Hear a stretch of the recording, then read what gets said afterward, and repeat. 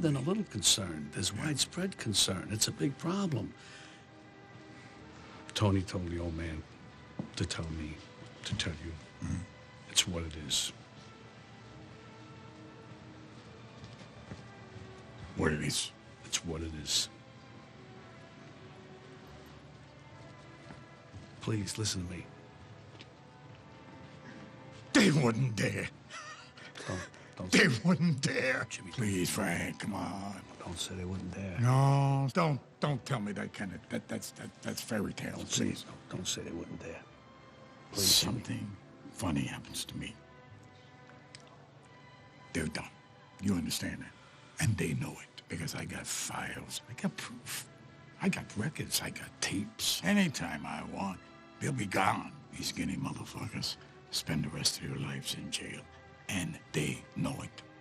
February 26, 1969, marked a pivotal moment for organized crime and American society at large. The 1960s, a decade that had just come to a close, had been rife with assassinations, swirling rumors, and the exposure of shadowy organizations. Among the most powerful of these were the mob families that operated with impunity in the shadows. Despite its brevity, the Kennedy administration had brought devastating corruption to light, sparking a relentless pursuit of truth by journalists and government agents. What they uncovered was nothing short of astonishing. Yet, if Americans thought the 1960s were full of surprises, the 1970s would be an era of revelations. Behind closed doors, the FBI waged war on organized crime, and the mob fought back in equal measure. In 1966, Carlos Marcello, the powerful boss of New Orleans, found himself arrested alongside some of the most prominent figures in organized crime. Each man at the table represented a thread in the intricate web of the mafia, their alliances stretching across states and families. Among them was Carlo Gambino, head of the infamous Gambino family, and an old friend of Marcello dating back to the days of ration stamps and oil rackets. There were also Thomas Eboli and Mike Miranda of the Genovese family, whose ties to Marcello were forged in the Costello and Luciano era. Joseph Colombo, another key ally, shared interests in narcotics and real estate with Marcello. Agnello Dellacroce, Gambino's feared underboss, worked closely with Marcello through the docks and unions. Joseph N. Gallo, the Gambino consigliere, had known Marcello the longest, earning the boss's deepest respect. The lineup also included Dominic Alonghi, Eboli's driver, Anthony Cirillo, a Genovese soldier, and from Florida, Santo Traficante Jr., whose Cuban connections ran deep. Marcello himself appeared with his brother Joseph. Marcello Jr., Anthony Carolla, and Frank Galliano, reinforcing the presence of the New Orleans syndicate. After the assassination of President John F. Kennedy, Marcello had believed the storm would subside, that the Justice Department's gaze would shift away. But he was gravely mistaken. Hoover himself began scrutinizing the connections between Marcello, David Ferry, Guy Bannister, and Lee Harvey Oswald. Hoover's agents even questioned strippers to uncover links to Rudy's union and Marcello's brother. Ferry was arrested by Jim Garrison, yet the federal government, under President Johnson, steered the narrative towards Oswald as the lone gunman. The Warren report cemented this story, shielding deeper conspiracies from scrutiny. Yet the FBI did not relent. By 1965 and 1966, Marcello found himself relentlessly pursued by Hoover and his agents, especially after their infamous meeting at La Stella restaurant. The FBI had changed its strategy, recognizing the mafia's insulation through corrupt politicians, senators, and judges. Through the 1970s, federal agencies targeted these enablers, dismantling the mafia's political protection and exposing the old guard's vulnerabilities. The death of longtime mafia powerhouses, like Tommy Luchese in 1967, marked the end of an era. Lucchese's demise dealt a blow to Carlo Gambino's political alliances, crippling the Gambino organization at a time when the mafia's power was being dragged into the light.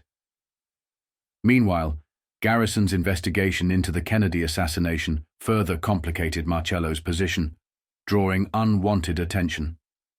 The assassinations of Martin Luther King Jr. and Robert Kennedy in 1968 only compounded the political tensions, creating a climate where few dared challenge Marcello. By 1969, Marcello's greatest threat came not from the government, but from the press. The newspapers of the 1970s, already delving into revelations about the Mafia and the CIA, were poised to expose the power dynamics of organized crime. February 1969 saw a series of articles documenting the dominance of New York's 5 families: the Gambino, Lucchese, Bonanno, Colombo, and Genovese factions. These reports painted a vivid picture of a mafia in transition, with the old guard fading and a new era emerging. A landscape where Marcello and his allies scrambled to adapt to the shifting tides of power and exposure. The stage was set for a decade of reckoning, where the mafia's secrets would no longer remain in the shadows. Long Island is no longer just a bedroom for organized crime. It has become an arena for most types of Cosa Nostra criminal activity. Today, at least 35 of more than 120 Cosa Nostra figures living on Long Island are actively engaged in labor racketeering, loan sharking, all forms of gambling, car theft, and business infiltration in Nassau and Suffolk. With them, they have brought an operational army of fringe members of organized crime, including bookies, policy runners, strong arms, burglars, credit card thieves, auto thieves, hijackers, and narcotics peddlers, who, police estimate, number more than 1,400. Each of them plays a role in the Cosa Nostra crime cartel, which is comprised of 24 divisions in the United States. Until 3 years ago, there were traces of only 3 of those families on Long Island. Today, members of 5 families live in Nassau and Suffolk. Law enforcement agencies blame a lack of manpower for the growth of organized crime. Another cause is the lack of cooperation between police agencies.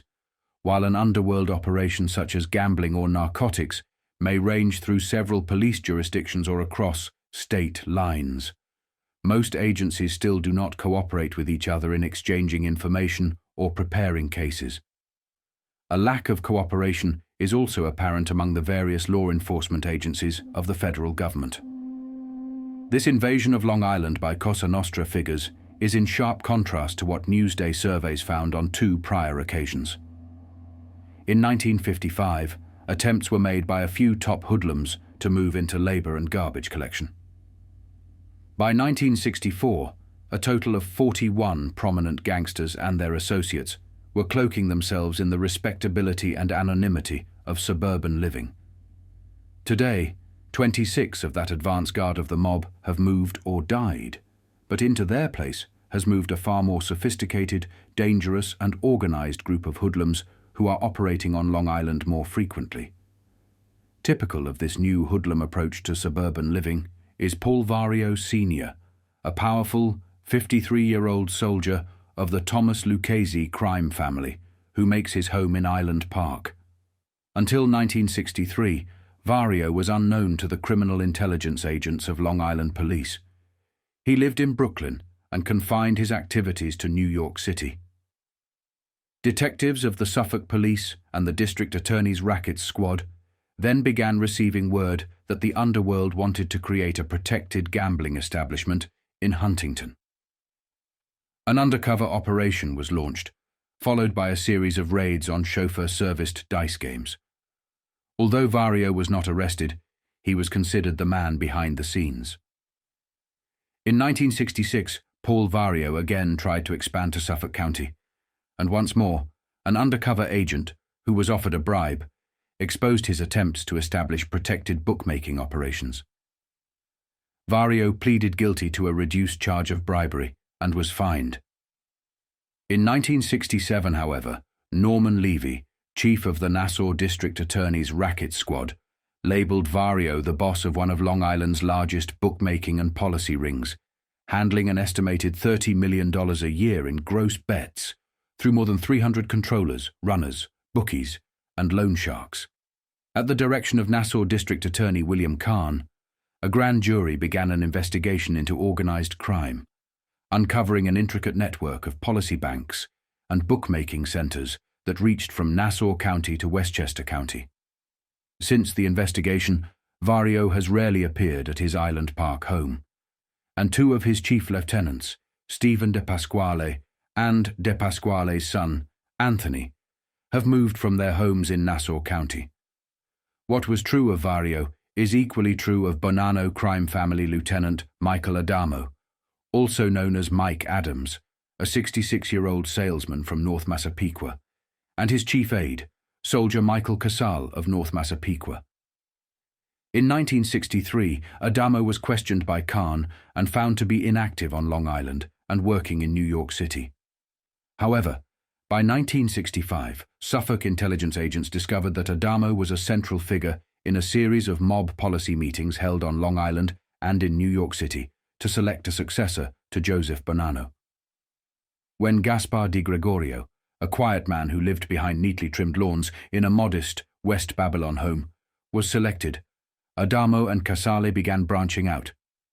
Casale, whose interests included gambling and loan sharking, was arrested on charges of gambling and attempting to bribe a police officer, though the charges were later dismissed.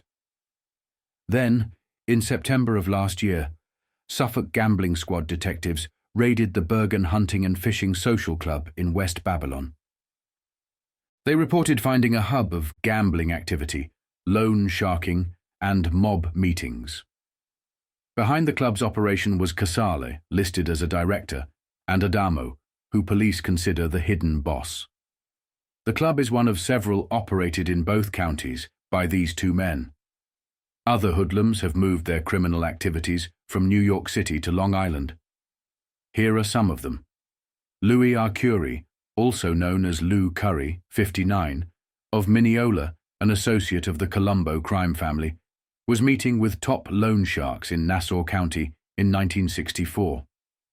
By 1966, he was directing the operations of two safecrackers, who were later killed in a police stakeout. In 1967, while living in Suffolk County, he was singled out by restaurateurs, who alleged he approached them with a credit card bust-out operation. He would supply stolen credit cards, the restaurateurs would write up fraudulent bills, and they would all split the profits. Michael Belvedere, also known as Midge.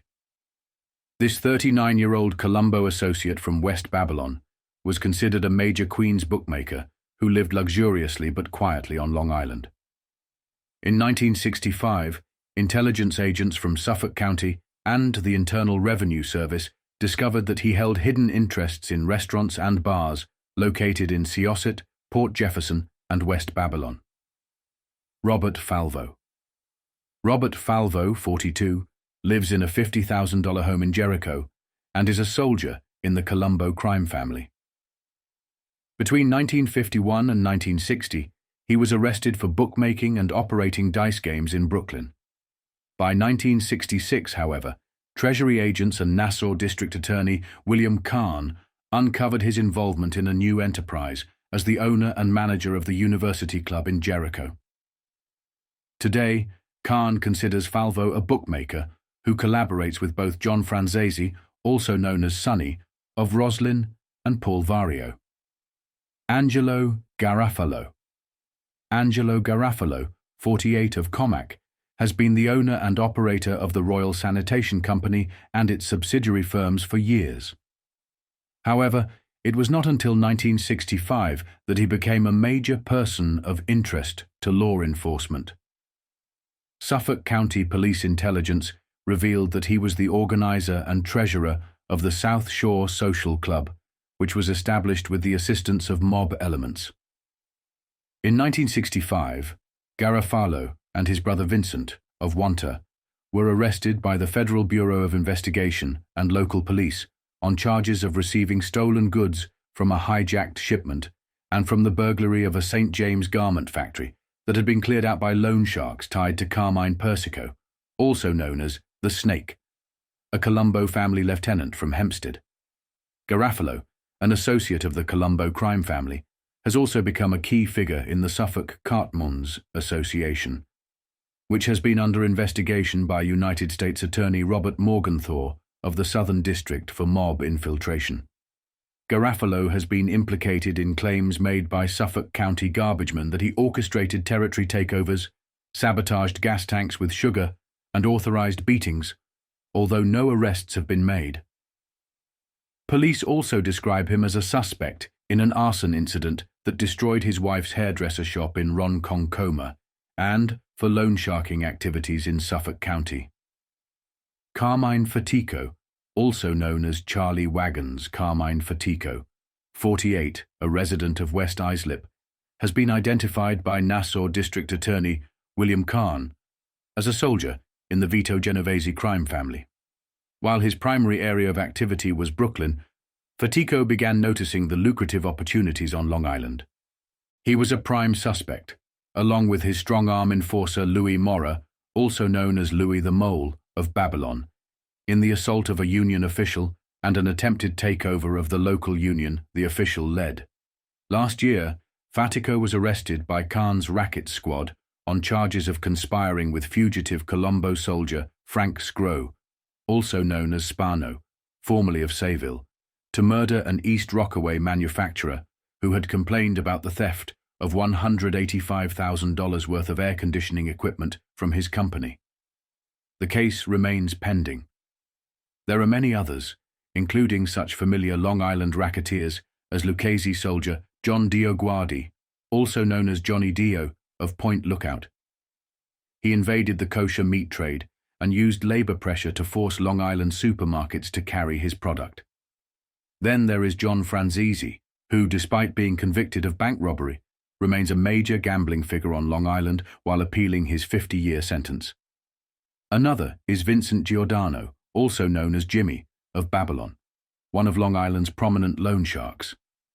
These men are just a few representatives of organized crime who have made Long Island their operational base, causing growing concern among law enforcement.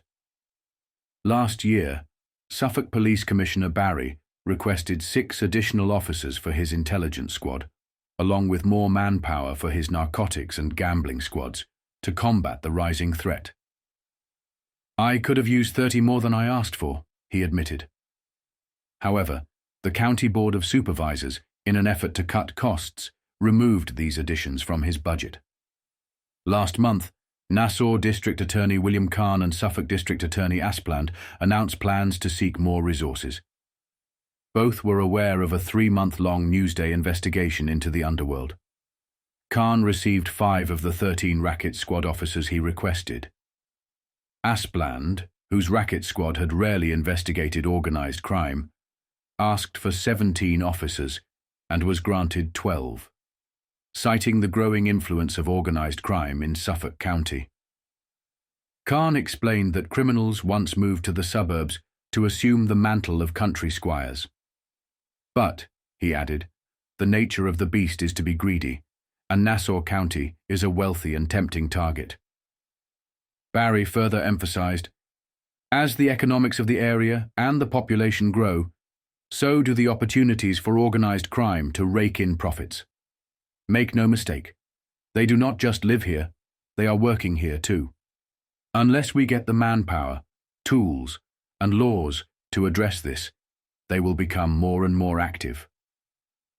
A key factor in the successful infiltration and corruption of legitimate businesses by the Cosa Nostra is labor racketeering, a skill perfected by members of the Agnello Dellacroce crime family.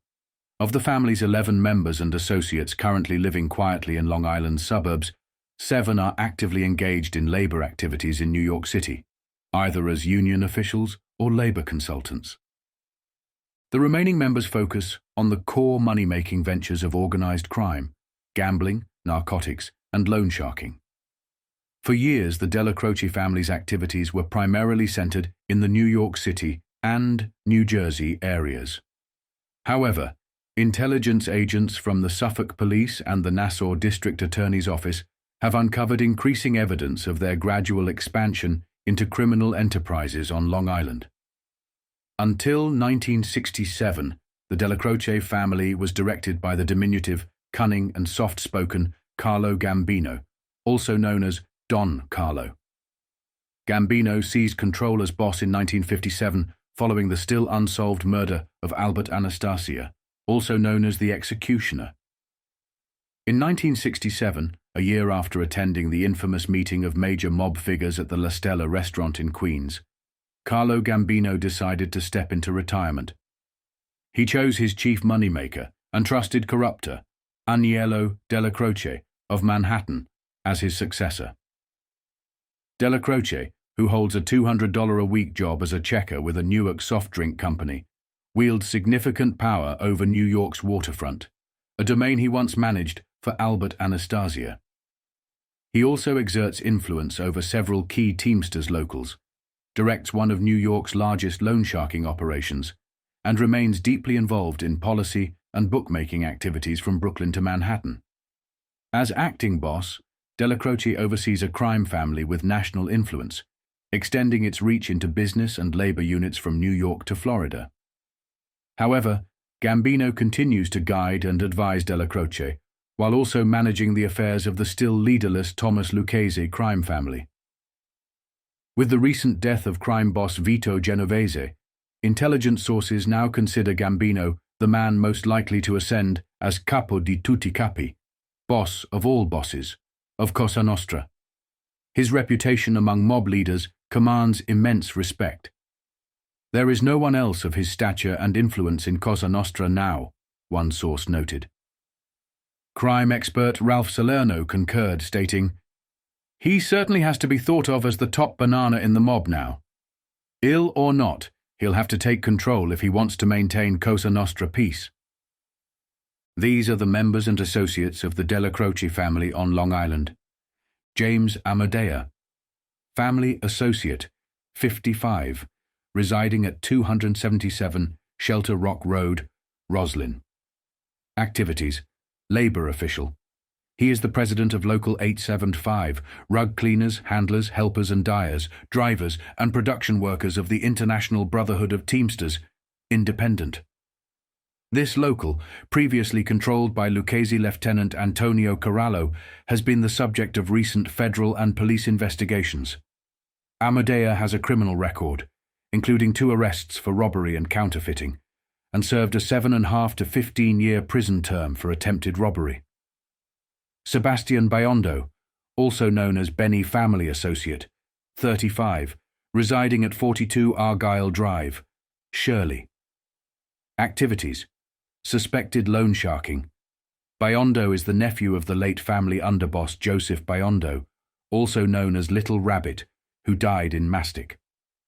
A self-described nightclub singer, he was arrested twice last year by Suffolk police on charges related to operating a loan sharking ring. Both cases are still pending. Pasquale Crapanzano, also known as Patsy Family Soldier, 57, residing at 182 Locust Wood Boulevard, Elmont. Activities: labor racketeering, protection rackets, and garbage rackets. He is a former associate of murdered Gambino Lieutenant Vincent Squillante and serves as Secretary, Treasurer and Business Agent of Locale 27, Paper Products and Miscellaneous Chauffeurs, Warehousemen and Helpers Union, International Brotherhood of Teamsters, independent. Crapanzano has faced charges for robbery, grand larceny and labor law violations.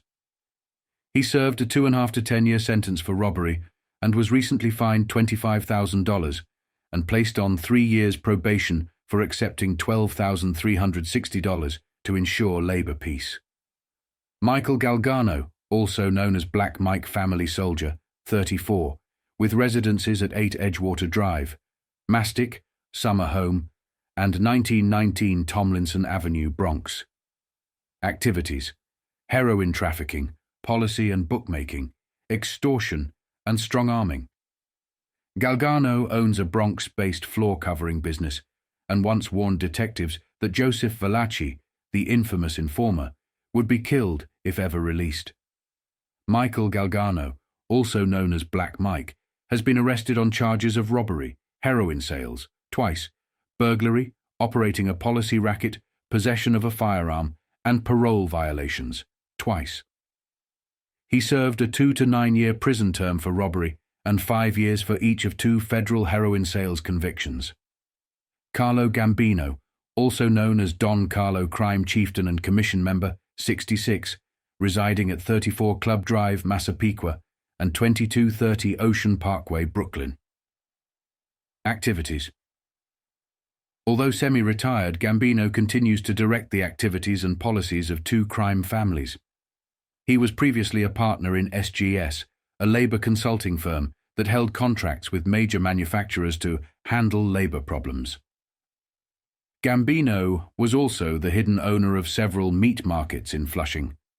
His criminal record includes arrests for grand larceny, twice, possession of untaxed alcohol, operating a still, and prohibition law violations.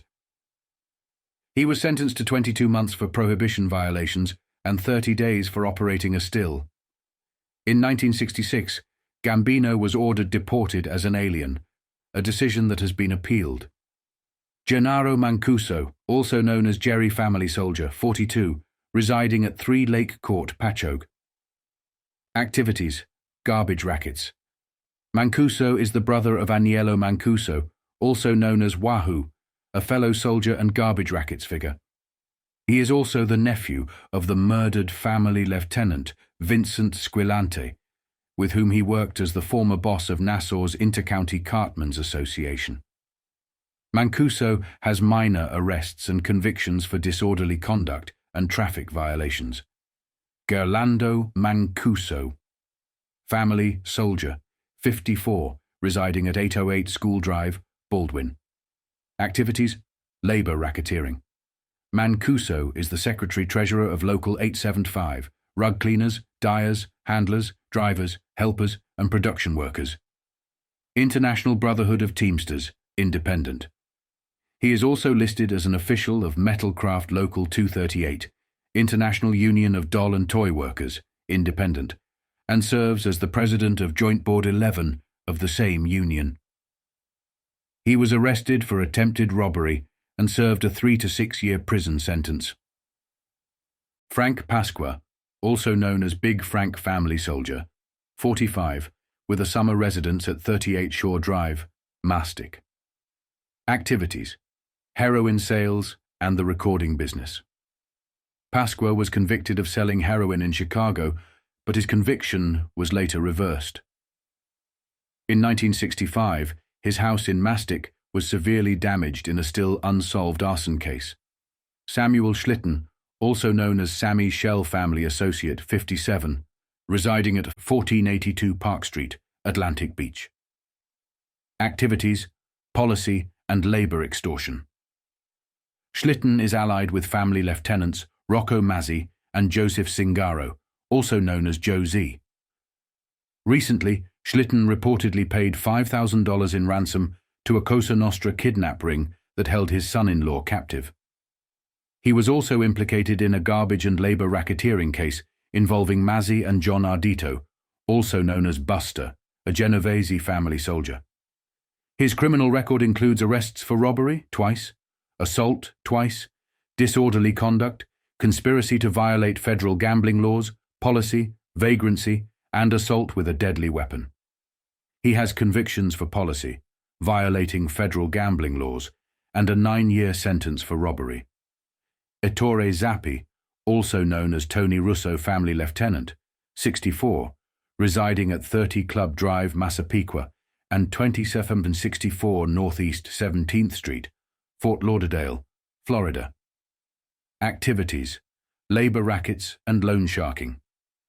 Zappi is a former official of Local 854, television, radio, instrument, business machines, and furniture manufacturing drivers, helpers, warehousemen and employees union, International Brotherhood of Teamsters, independent.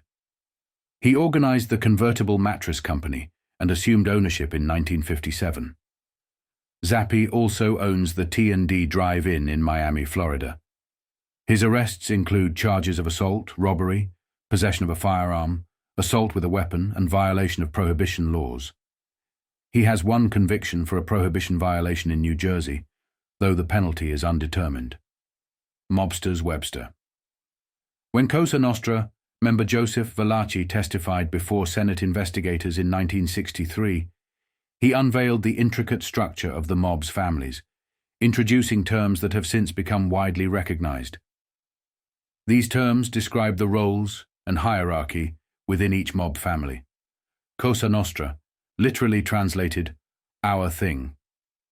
Family, one of the 24 independent subdivisions of Cosa Nostra that control organized crime in the United States.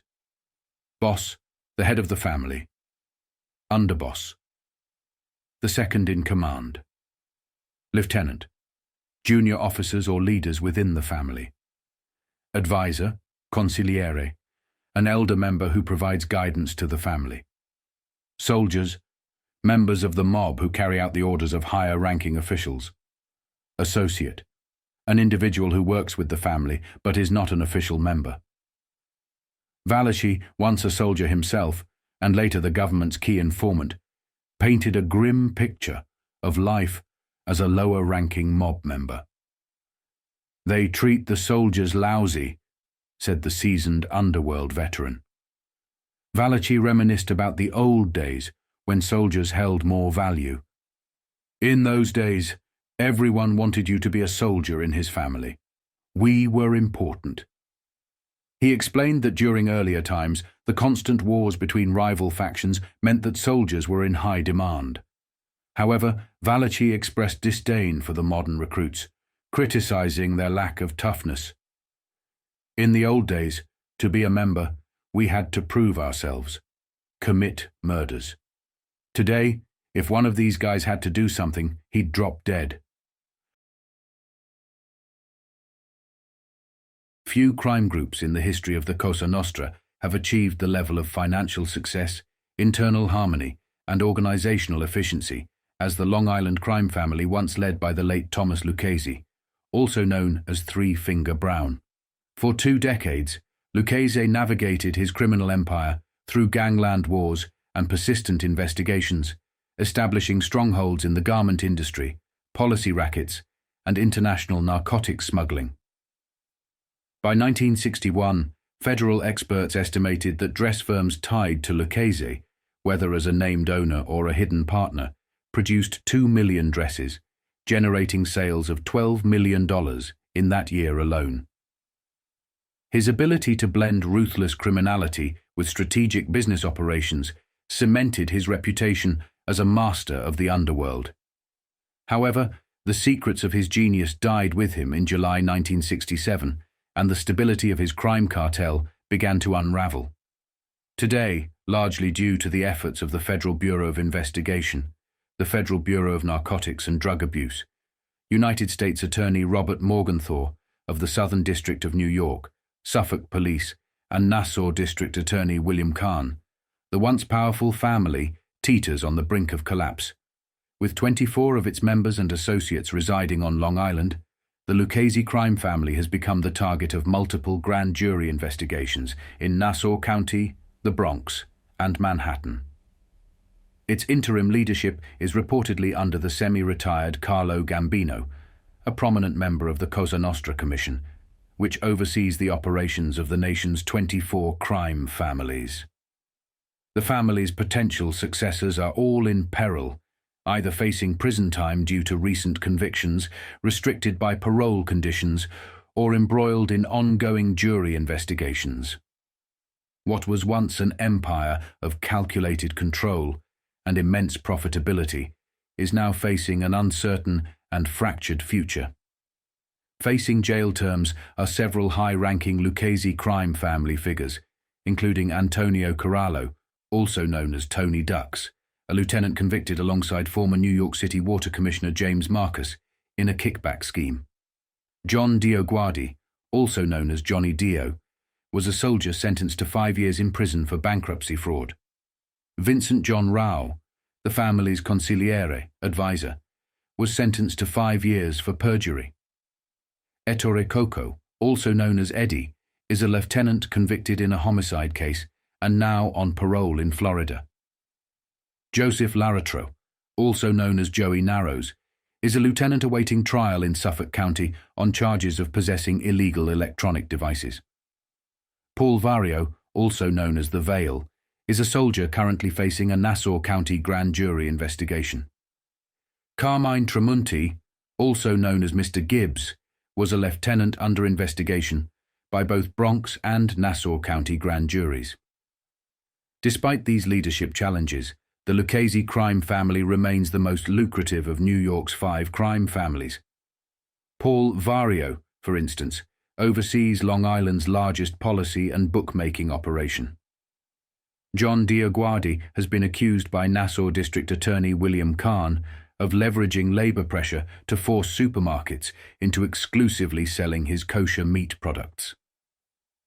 The family also wields considerable power in the garment industry, where its influence over Teamster locals secures sweetheart union contracts for garment firms under its control, while inflicting labor troubles on competitors from Florida to Long Island. Notable members and associates of the Lucchese family: David Boudin, a family associate, 35, residing at 365 West Broadway, Cedarhurst. Activities: bookmaking layoff. Boudin is a member of the largest layoff bookmaking operation in the United States. A layoff ring manages surplus bets from bookmakers who cannot handle their volume, with this particular ring controlled by Louisiana crime boss Carlos Marcello, gambling expert Gilbert Lee Beckley, and Anthony Salerno, also known as Fat Tony, a lieutenant of the late crime boss Vito Genovese. Boudin has faced multiple arrests, including charges of bribery, twice, bookmaking, 3 times, and violations of federal wagering tax laws. He has been convicted twice, once for bribery and once for false registration at a motel, a reduced charge from attempted bribery.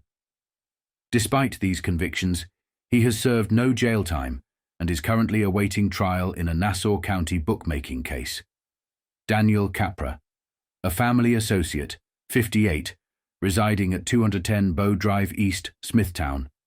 Activities: policy rackets and counterfeiting.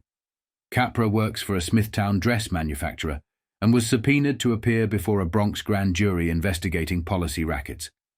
His arrests include charges of vagrancy, counterfeiting, and a promoting gambling policy. He served a 2.5-year prison sentence for counterfeiting.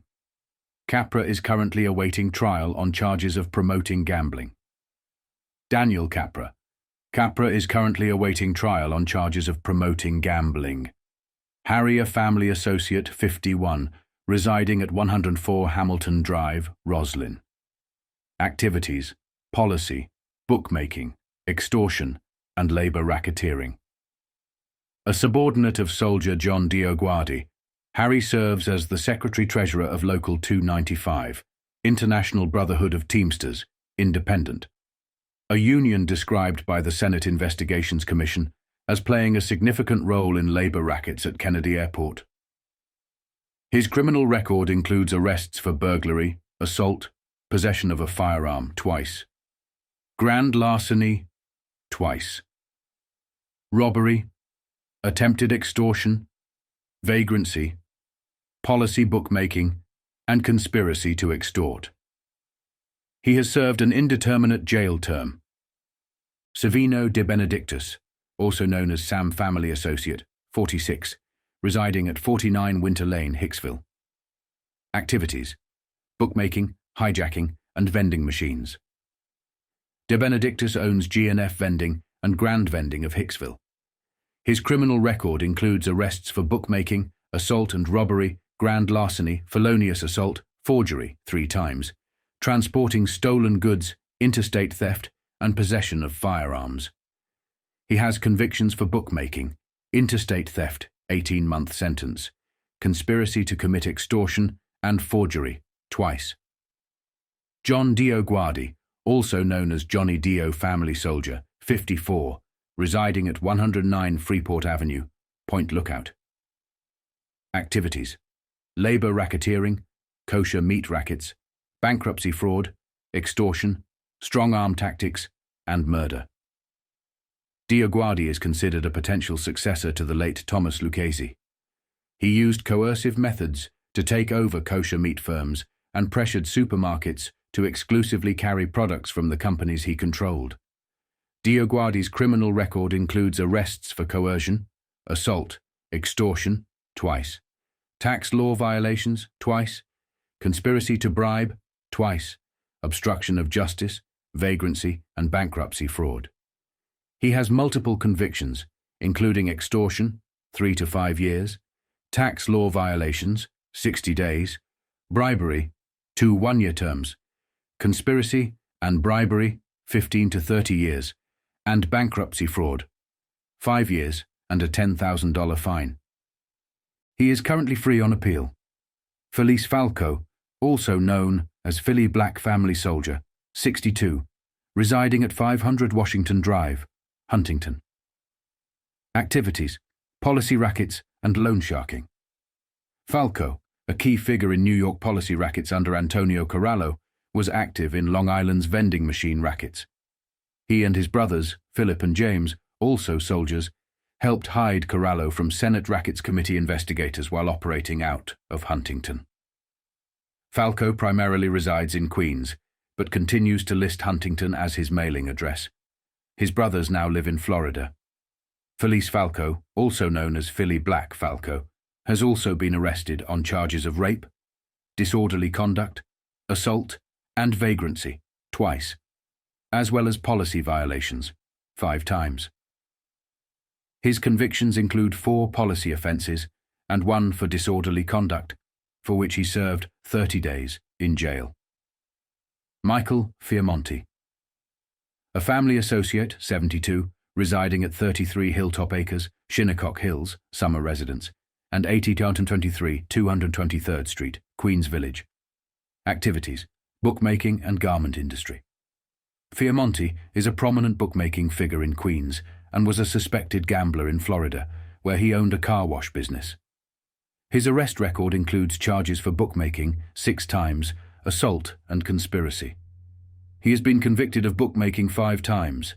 Michael Fiore family associate, 54, residing at 1 Field Place, Hicksville. Activities: bookmaking and policy rackets.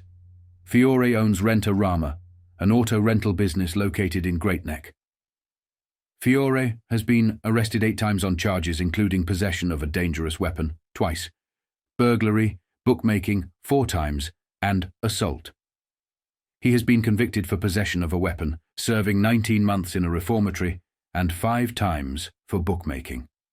Vincent Fiore, also known as Jimmy Bean's family soldier, 49, residing at 5 Printer Lane, Levittown. Activities: heroin trafficking, bookmaking, and policy rackets. Fiore has been arrested on charges of selling heroin, twice, bookmaking, 4 times, and illegal dice games. His convictions include conspiracy to sell heroin, 1 year and 1 day, attempted sale of heroin, 18 months, and 4 convictions for bookmaking. Christopher Fernari, also known as Tick Family Soldier, 42, residing at 280 Lincoln Avenue, Rockville Center. Activities: hijacking, loan sharking, and bookmaking. During the Gallo Profaci gang wars in Brooklyn, police discovered Fernari carrying a Bible containing photographs of the entire Gallo gang. He claimed it was for selling life insurance to the Gallos. Fernari's arrest record includes charges as a wayward minor, assault and robbery, sodomy, assault, attempted rape, and parole violations. His convictions include being a wayward minor and for assault and robbery, sodomy, and assault and attempted rape, for which he was sentenced to 15 to 30 years in prison. Samuel Goldstein family associate, 52, residing at 57 Mary Lane, Jericho. Activities: extortion, labor racketeering, and bookmaking.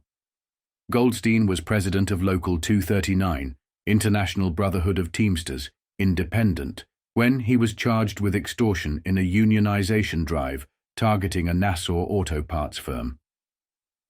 Goldstein has been arrested 6 times in Miami and New York on charges including unlawful entry, possession of gambling equipment, twice, bribery, extortion, and bookmaking.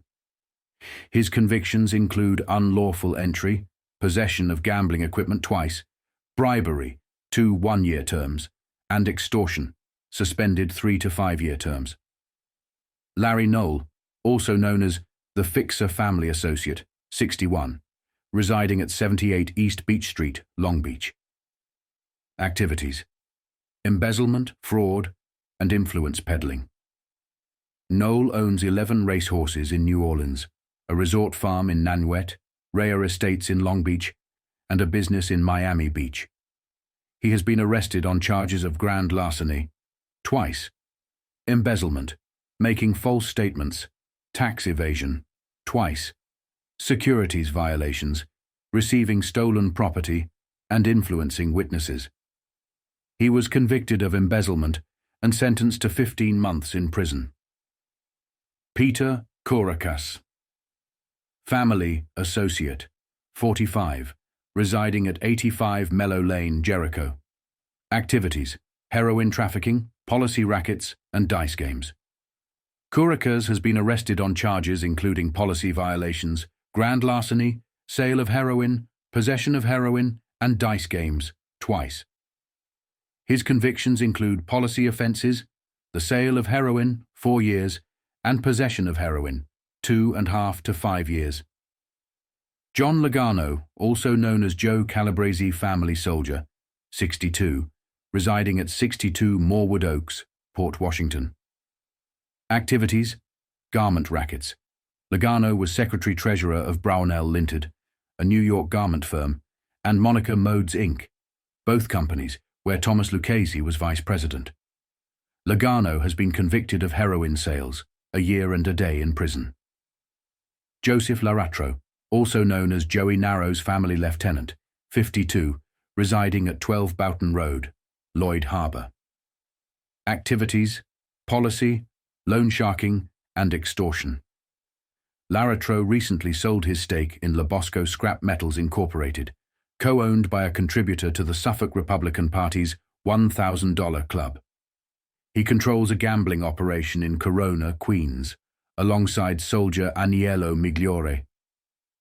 Laratro has been arrested on charges of policy, 5 times, bookmaking, 3 times, and possession of wiretap equipment. His convictions include policy violations, 4 times, and bookmaking, twice, though he has never served jail time. Peter Locascio, family soldier, 52, residing at 218 Audley Court, Copiague. Activities: hidden interests in Long Island construction firms and a restaurant. Locascio has been arrested on charges of possessing untaxed liquor, twice, conspiracy, operating a still, possession of heroin and morphine, attempted forgery, and assault. His convictions include conspiracy, 2 years, and possession of heroin and morphine, 4 years. Sewell, also known as Crew Cut Family Associate, 36, residing at 61111 Arbuckle Avenue, Cedarhurst. Activities: bookmaking and policy rackets. A significant New York bookie, Sol is a key figure in the nationwide gambling layoff ring that includes David Budden. He has been arrested for assault, bookmaking, 7 times, conspiracy to make book, and maintaining a gambling establishment.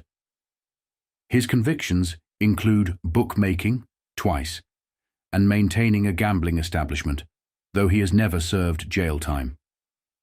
He is currently involved in a conspiracy case pending in Nassau County. Aniello Migliore, also known as Neil Family Soldier, 34, residing at 2 Cyril Drive, Huntington Station. Activities: bookmaking, policy, extortion, and loan sharking. The right-hand man to Laratro, Migliore oversees a Corona-based bookmaking and policy operation that grosses $15 million annually. Migliore attended the infamous 1957 Appalachian Crime Conclave in New York as one of the youngest figures present. His arrest record includes charges of bookmaking, 4 times, policy, 3 times, disorderly conduct, bribery, and conspiracy. He has a policy conviction, but has never served jail time. He is awaiting trial on policy charges in Suffolk County. Stephen Oddo Family Associate, 59, residing at 1970 Bay Boulevard, Atlantic Beach. Activities: aid to policy and bookmaking ringleader Paul Vario Sr. Oddo owns the Oddo and Transtevens funeral homes in Brooklyn and has allowed Vario to use his boat and home for gambling activities. Oddo has been subpoenaed before a Nassau County grand jury investigating organized crime. He has one arrest and conviction for conspiracy, but has never served jail time. Antonio Orlandino, also known as Maro Antonio Family Associate, 56, residing at 2 Ferndale Drive, Hicksville, mailing address. Activities: heroin trafficking.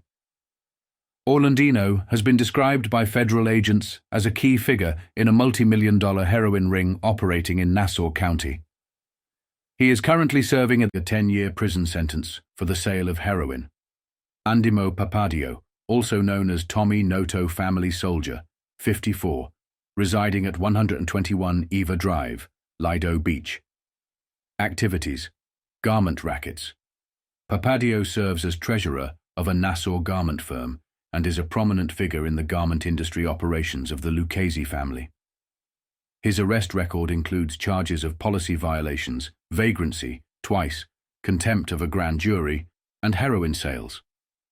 He's been convicted of policy offences, heroin sales, 2 years and a day, later revoked by a pardon, and contempt, 2 years, currently under appeal. Papadio was a partner with Thomas Luchese in the Bal Frank Blaus Company of New York and is suspected of holding hidden interests in other garment firms. Cosmo Rosado Family Associate, 38, residing at 74 Leonard Drive, Massapequa. Activities: con artist and labor official. Rosado recently served his 4th 30-day jail term for contempt of a Nassau County grand jury investigating a $30 million a year policy and bookmaking ring controlled by Paul Vario Sr. In Tampa, Florida, Rosado was notorious as a con artist and narrowly escaped death after reportedly cheating a Cosa Nostra soldier by selling barrels of frozen chicken that turned out to be primarily ice. Rosado serves as president of the Food Transportation Terminal Interplant and Commissary Employees Union Welfare Fund at Kennedy Airport. His arrest record includes charges for passing fraudulent checks 5 times, assault, contempt 4 times, and breaking and entering. Paul Vario Sr. Family Soldier, 33, residing at 132 Island Parkway, Island Park. Activities: policy bookmaking, bribery, strong-arm tactics, extortion, and loan sharking. Vario heads Long Island's largest policy and bookmaking ring, grossing over $30 million annually. He holds hidden interests in Brooklyn and Long Island pizza parlors, restaurants, bars, and a diner. He is also co-owner of the Fontainebleau Floriste in Brooklyn, a primary supplier of floral displays for mob funerals. Vario has been arrested on charges of burglary 3 times, rape 3 times, grand larceny, operating an unregistered still, bribery, unlawful flight, failing to buy a tax stamp, bookmaking, and loan sharking. His convictions include rape, 10 to 20 years, operating an unregistered still, 14 months, and bribery. Pending cases include bookmaking charges in Nassau County and loan sharking charges in U.S. District Court in Brooklyn. When convict Julius F. Klein, also known as Julie, decided to organize a bookmaking ring in Suffolk County, he quickly learned that even a small-time hood needs mob approval to profit from Long Island's lucrative gambling operations. Klein's encounter with the Cosa Nostra was recounted by a former member of his ring.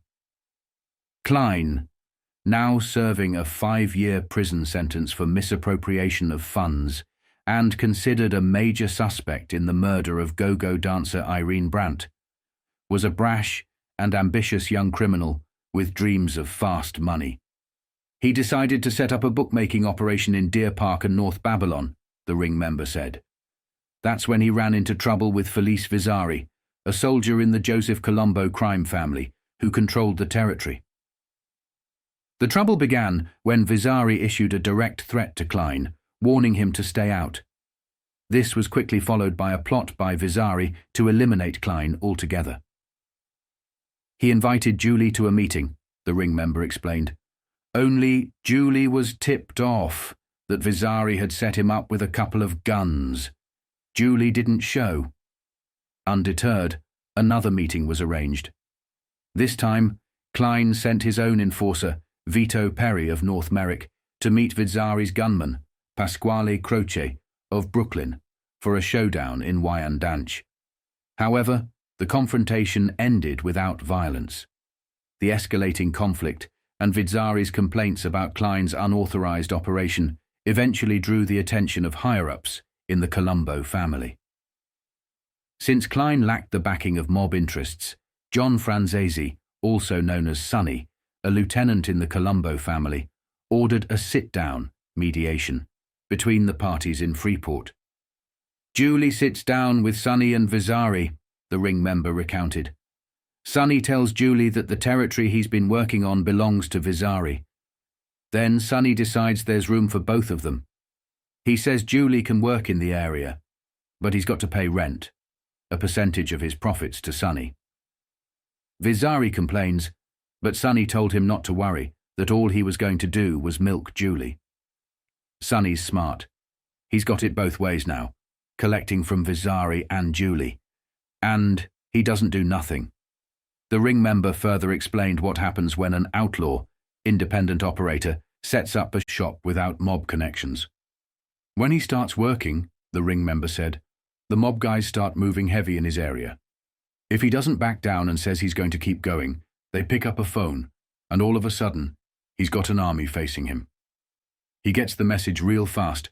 Either he gets out or he pays rent to operate. Colombo gang is big time, but it still picks your pocketbook. With 37 known members and associates living and operating in Nassau and Suffolk counties, the Joseph Colombo family is the largest organized crime group on Long Island. Since the violent gang wars of the early 1960s, the family has been rebuilt and reorganized under the leadership of crime boss and real estate salesman Joseph Colombo. While the Colombo family's presence might not be immediately obvious to the average Long Island homeowner, their influence is felt in ways that directly impact everyday life, especially financially. For example, if you own a Cadillac or another luxury vehicle and it was stolen, or if your car theft insurance rates have increased in recent years, there's a good chance that a Colombo crime figure, such as Carmine Persico, also known as the Snake of Hempstead, directed the theft ring responsible. If your credit card was stolen and used for charges you never incurred, the Colombo mob is likely to blame. If Christmas gifts or other merchandise were delayed at a local store due to a hijacking, it was probably carried out by a Colombo associate, and the resulting higher costs were passed on to you. Beyond these direct impacts, the Colombo family poses more subtle threats. Many of the major bookmaking rings and some policy rackets on Long Island operate under the protection of the Colombo Group. Trusted lieutenants of the family collect taxes on these profits. A significant majority of the loan sharks in Nassau and Suffolk counties are Colombo-affiliated, extending their influence even further. The Colombo family has infiltrated a wide range of legitimate businesses, including wholesale liquor suppliers, stores, bars, restaurants, diners, nightclubs, bakeries, hair salons, meat markets, pizzerias, and linen supply companies.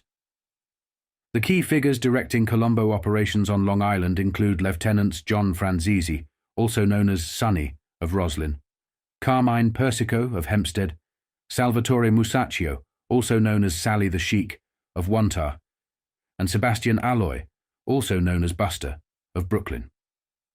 Colombo family members and associates on Long Island: Benedetto Ali, also known as Benny Family Soldier, 32, residing at 135 Beach Street, Floral Park. Activities: policy and loan sharking. Ali, the son of Lieutenant Sebastian Alloy, lists his business as a self-employed florist in Brooklyn. He was identified in U.S. Senate hearings as one of 2 men involved in the beating of a loan sharking victim. Ali has been arrested 3 times for forgery, policy violations, and possession of stolen property. The stolen property charge is currently pending. He has no convictions. Louis Arcuri, also known as Lou Curry Family Associate 59, residing at 124 Brown Street, Mineola. Activities: credit card rackets, stolen securities, loan sharking, and hijacking. Arcuri was convicted of fur and meat hijackings and was a member of a securities ring that cashed $500,000 in stolen US bonds. He was also a key figure in a Suffolk burglary and safecracking ring and has pushed stolen credit cards to Long Island restaurateurs for a percentage of the profits. Arcuri's arrest record includes charges of assault, robbery, possession of a firearm, forgery, grand larceny, attempted crimes, and burglary. His convictions include robbery, 2 years in prison; petty larceny, reduced from grand larceny, no jail time; forgery, 3 years in prison. Anthony Augello, also known as the Gawk family soldier, 45, residing at 294 Hendrickson Avenue, Valley Stream. Activities: labor racketeering, loan sharking, and bookmaking. Augello is the former president of Local 88, Amalgamated Production Workers Union, independent, a union under the control of John Franzese. He also operates a Brooklyn social club. His arrest record includes charges of grand larceny, extortion, and receiving stolen property. He has been convicted of grand larceny, 3 to 5 years in prison; receiving stolen property, 3 to 5 years in prison. The extortion charge is currently pending. Salvatore Beldaio Family Associate 44, residing at 4 Jeffrey Lane, Lake Success. Activities: policy and bookmaking. Beldaio has been arrested for rape, bookmaking, assault, and policy violations, twice. His convictions include bookmaking, twice; assault, once; policy violations, twice. He has never served jail time. Michael Belvedere, also known as the Silk Glove Kid Family Associate, possibly elevated to soldier, 39, residing at 722 5th Street, West Babylon. Activities: bookmaking and potential restaurant interests. Belvedere is a prominent bookmaker in Queens who has expanded operations into Suffolk County. He is suspected of holding hidden interests in 3 restaurants in Nassau and Suffolk counties, and recently opened a business under the name Finer Line Home Improvements in Lindenhurst. His arrest record includes charges of rape, assault and robbery, forgery, attempted grand larceny, bookmaking, twice, possession of gambling records, and hijacking. His convictions include assault, reduced from rape, served time; assault and robbery, served time; forgery, served time; attempted larceny, 1 to 2 years in prison; possession of gambling records, served time. The hijacking case is currently pending. Arthur, Artie, family associate, 38, residing at 376 Cochrane Place, Valley Stream. Activities: bookmaking and loan sharking. Artie is considered a loan shark under the control of John Franzese, according to Nassau District Attorney William Kahn. He has 1 arrest and conviction for bookmaking, maintaining a gambling establishment, and possession of gambling records. He has never served jail time. Nicholas Botter, family soldier, 44, residing at 1412 L Street, Elmont. Activities: loan sharking and gambling.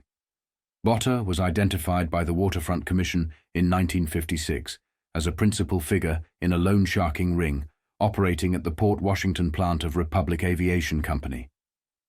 He lists his business as a New York printing firm.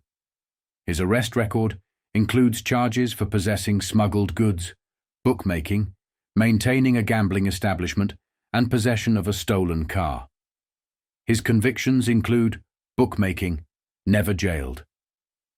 The car theft charge is currently pending. Frank Carione family associate, 38, residing at 44 Bethany Drive, Comac. Activities: garbage industry. Carione is the president of the Suffolk Cartmen's Association and an associate of Lieutenant Carmine Persico, and family associates Andrew Russo, Vincent Garofalo, and Angelo Garofalo. Carioni has been questioned and released in connection to Suffolk bombing incidents involving garbage firms. He operates Right-Way Carting Company of Terryville and was subpoenaed by a federal grand jury investigating garbage racket. His arrest record includes charges for assault and abduction and rape. His conviction includes abduction, 1 year in jail, and a $300 fine. Dennis family soldier, 26, residing at 67 Lakeview Avenue, Lynbrook. Activities: bookmaking. Dennis is employed by a Nassau catering firm that supplies sandwiches and coffee to factories. His arrest record includes charges of grand larceny and bookmaking. His convictions include grand larceny as a youthful offender. Served time. The bookmaking charge is currently pending. Robert Falvo, also known as Bobby Green family soldier, 42, residing at 1 Livingston Street, Jericho. Activities: bookmaking, loan sharking, and garment rackets. Falvo holds ownership in a garment firm in Amsterdam, Holland, and was previously the owner of a Queen's dress firm, a Hicksville lumber company, and attempted to buy into several nightclubs. He also operates floating dice games. His arrest record includes charges of bookmaking, illegal dice games, assault, conspiracy related to tax stamps, and the sale of untaxed alcohol. His convictions include bookmaking, never jailed; sale of untaxed liquor at a private social club, never jailed. Paul Flamio, also known as Pork Chop family associate, 43, residing at 189 Mark Tree Road, Centereach. Activities: car theft, burglary, and hijacking. A close associate of Franzese aides John Matera, also known as Irish, and William Crabb, also known as Buster, Flamio was accused by the Suffolk District Attorney's Office of attempting to muscle in on a Port Jefferson restaurant. His arrest record includes charges of grand larceny, twice, assault and robbery, possession of a dangerous weapon, receiving a stolen car, and possession of stolen property. His convictions include robbery, 7.5 to 15 years in prison. Harry Fontana family lieutenant, 69, residing at 65 Phipps Lane, Plainview. Activities: business ventures. Fontana is an inactive partner in a Huntington car sales company and serves as vice president of Southport Terminals in Tampa, Florida. In 1946, a former vice president of a maintenance company accused Fontana of threatening his life if he did not sell his stock to him. Fontana frequently meets with boss Joseph Colombo, but has no known criminal record. Anthony Frangipani, also known as the Frog family associate, 53, residing at 24 Arrowhead Lane, East Setauket. Activities: loan sharking, bookmaking, and card games. Frangipani cooperated with a social club in Deer Park, specializing in card games and loan sharking. He was arrested for loan sharking in Suffolk County, convicted, but not jailed. John Franzese, also known as Sunny family lieutenant, 49, residing at 47 Shrub Hollow Road, Roslyn. Activities: gambling, loan sharking, business infiltration, labor racketeering, prostitution, murder, and securities theft. Franzese controls Long Island's largest group of bookmakers, estimated at over 400, and loan sharks. He also oversees Manhattan prostitutes and holds hidden interests in bars, transportation companies, nightclubs, boxers, and entertainers. His arrest record includes charges for assault, rape, vagrancy, robbery, bank robbery, extortion, attempted extortion, disorderly conduct, 3 times, bookmaking, murder, and contempt of court. His convictions include contempt of court, bank robbery, 50 years in prison, under appeal. Albert Gallo, also known as Kid Blast family soldier, 38, residing at 3206 Hewlett Avenue, Merrick. Activities: loan sharking, extortion, and bookmaking. Gallo was the principal figure in an extortion scheme targeting operators of an illegal twin double-ticket cashing operation at Roosevelt Raceway. His convictions include contempt of court, 30 days in jail. He's currently awaiting trial for extortion in Nassau County and was recently the target of gunmen who missed. Angelo Garofalo, also known as Fat Angelo Family Associate, 48, residing at 337 Harned Road, Comac. Activities: garbage racketeering and hijacking. Garofalo operates the Royal Sanitation Company of Brentwood and controls other garbage firms. He is a central figure in garbage industry conflicts, including territory takeovers, sabotage of gas tanks, beatings, and arson. His arrest record includes charges of carnal abuse of an 8-year-old girl, possession of stolen goods from a hijacking, and receiving stolen property from a dress company burglary. His convictions include carnal abuse, possession of stolen goods, receiving stolen property. He is awaiting sentencing on federal charges of possessing hijacked goods. Vincent Garofalo Family Associate, 43, residing at 3653 Sarah Drive, Wanta. Activities: garbage racketeering and hijacking. Brother of Angelo Garofalo, Vincent is heavily involved in territory takeovers and threats to garbage operators. He operates the ABC Sanitation Company of Wantage, V. Garofalo Inc. of Brentwood, and V&D Carting Inc. of Holbrook. His arrest record includes charges of possession of a firearm, attempted grand larceny, vagrancy, burglary, and possession of hijacked property. His convictions include possession of a firearm, petty larceny, reduced from grand larceny, possession of hijacked property. He has never served jail time and is awaiting sentencing for possession of hijacked property. Vincent Giordano, also known as Jimmy Family Associate, possibly elevated to Soldier 66, residing at 72 Naring Avenue, Babylon. Activities: loan sharking. Giordano is an aide to Lieutenant Sebastian Alloy and holds hidden ownership in diners, car covering firms, meat stores, delicatessens, a dress company, and real estate. His arrest record includes charges of assault and robbery, twice, extortion, forgery, twice, vagrancy, driving while intoxicated and violating liquor laws.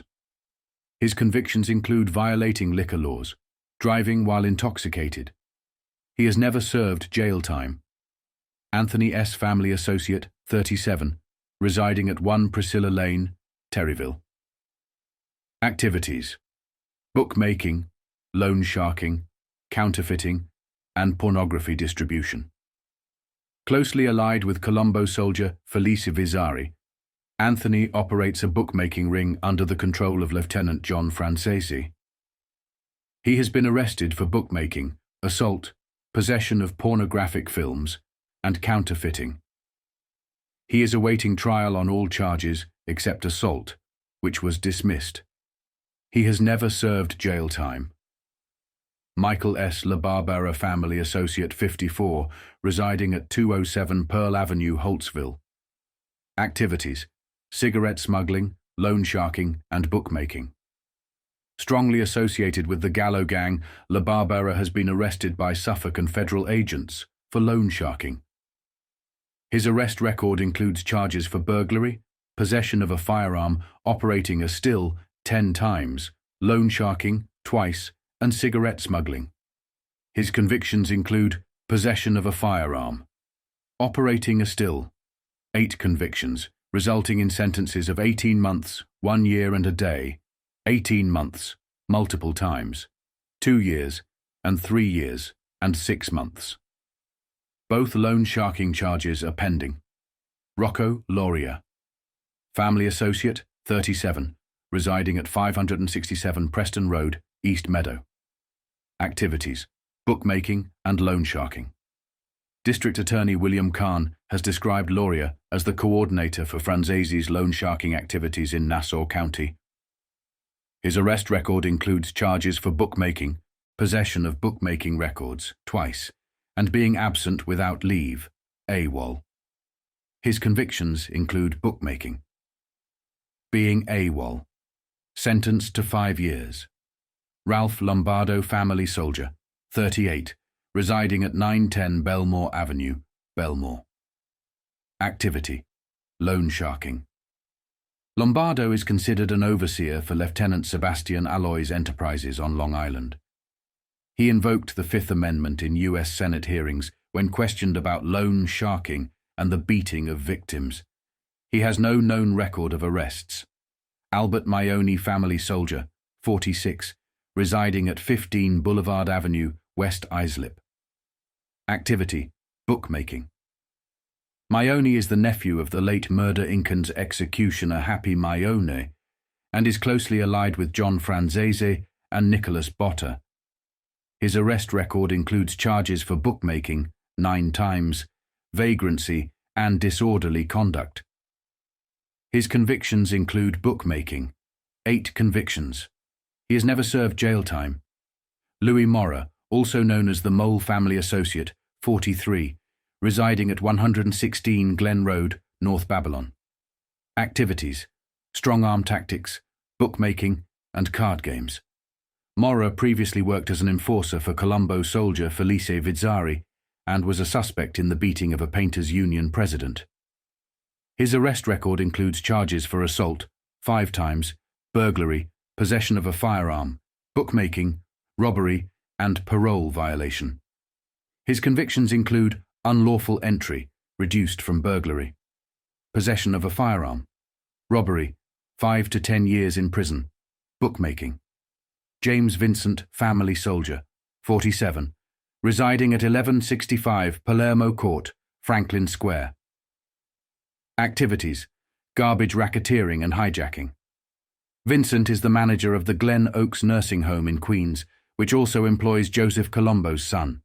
He owns Jim's Sweeping Service, A&J Rubbish Removal Company, and Shore Sanitation Company, all based in Franklin Square. His arrest record includes charges for assault and hijacking. His convictions include hijacking, 2.5 years in prison.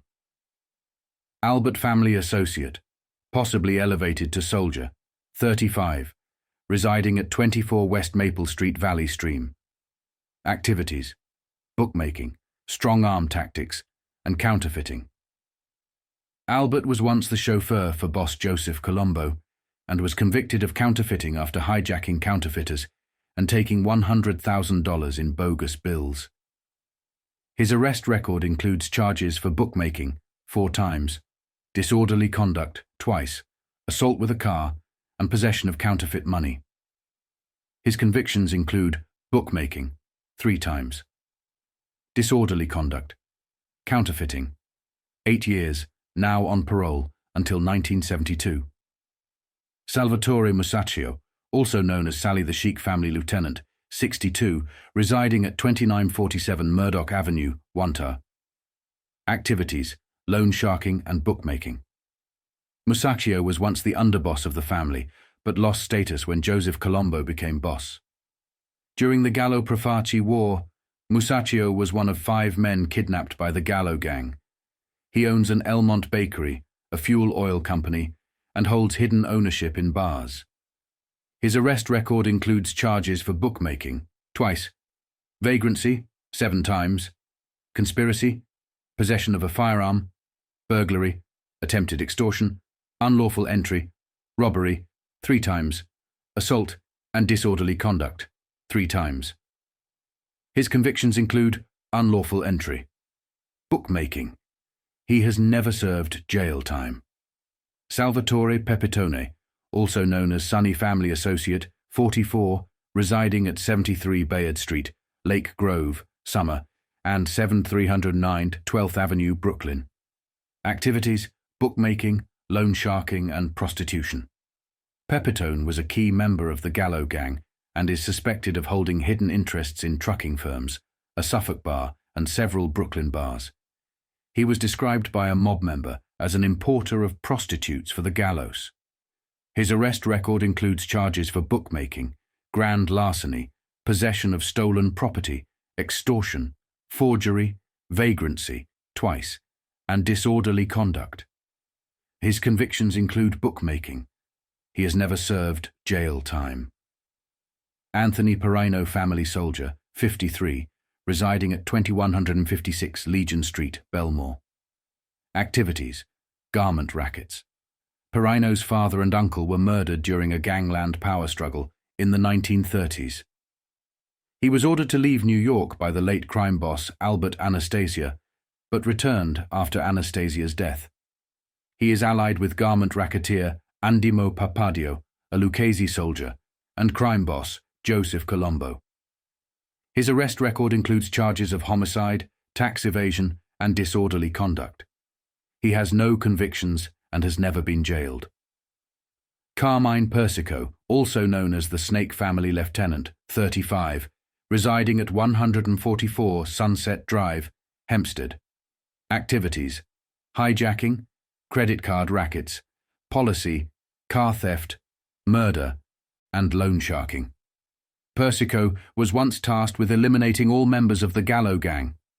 He owns the Blue Mountain Riding Academy in Ulster County and holds hidden ownership in bars, carpeting firms, and automobile sales companies. His arrest record includes charges of murder, lottery operations, rape, policy, 5 times, conspiracy, hijacking, possession of a firearm, twice, disorderly conduct, 3 times, assault, 4 times, and vagrancy, twice. His convictions include lottery operations, 3 months in jail, policy, twice convicted, disorderly conduct, assault, hijacking, awaiting sentencing. Recently, Persico was arrested on charges of usury for participating in a multi-million-dollar loan sharking scheme involving violent collection tactics. Manhattan District Attorney Frank S. Hogan alleged that Persico acted as the muscle man in the scheme, which charged 260% interest on 6-week loans ranging from $400 to $1,000. Other individuals involved include Joseph Winograd, Sylvia Winograd, Samuel Lesner, and Dominic Montemarano. Vincent Rocco Prisco, family associate, 44, residing at 6 Jordan Court, Dix Hills. Activity: policy rackets. Prisco is involved in policy operations in eastern Suffolk, particularly in Riverhead. His arrest record includes charges for common gambling, twice, policy violations, 7 times, operating a policy business, 4 times, disorderly conduct, vagrancy, and aiding in the sale of policy slips.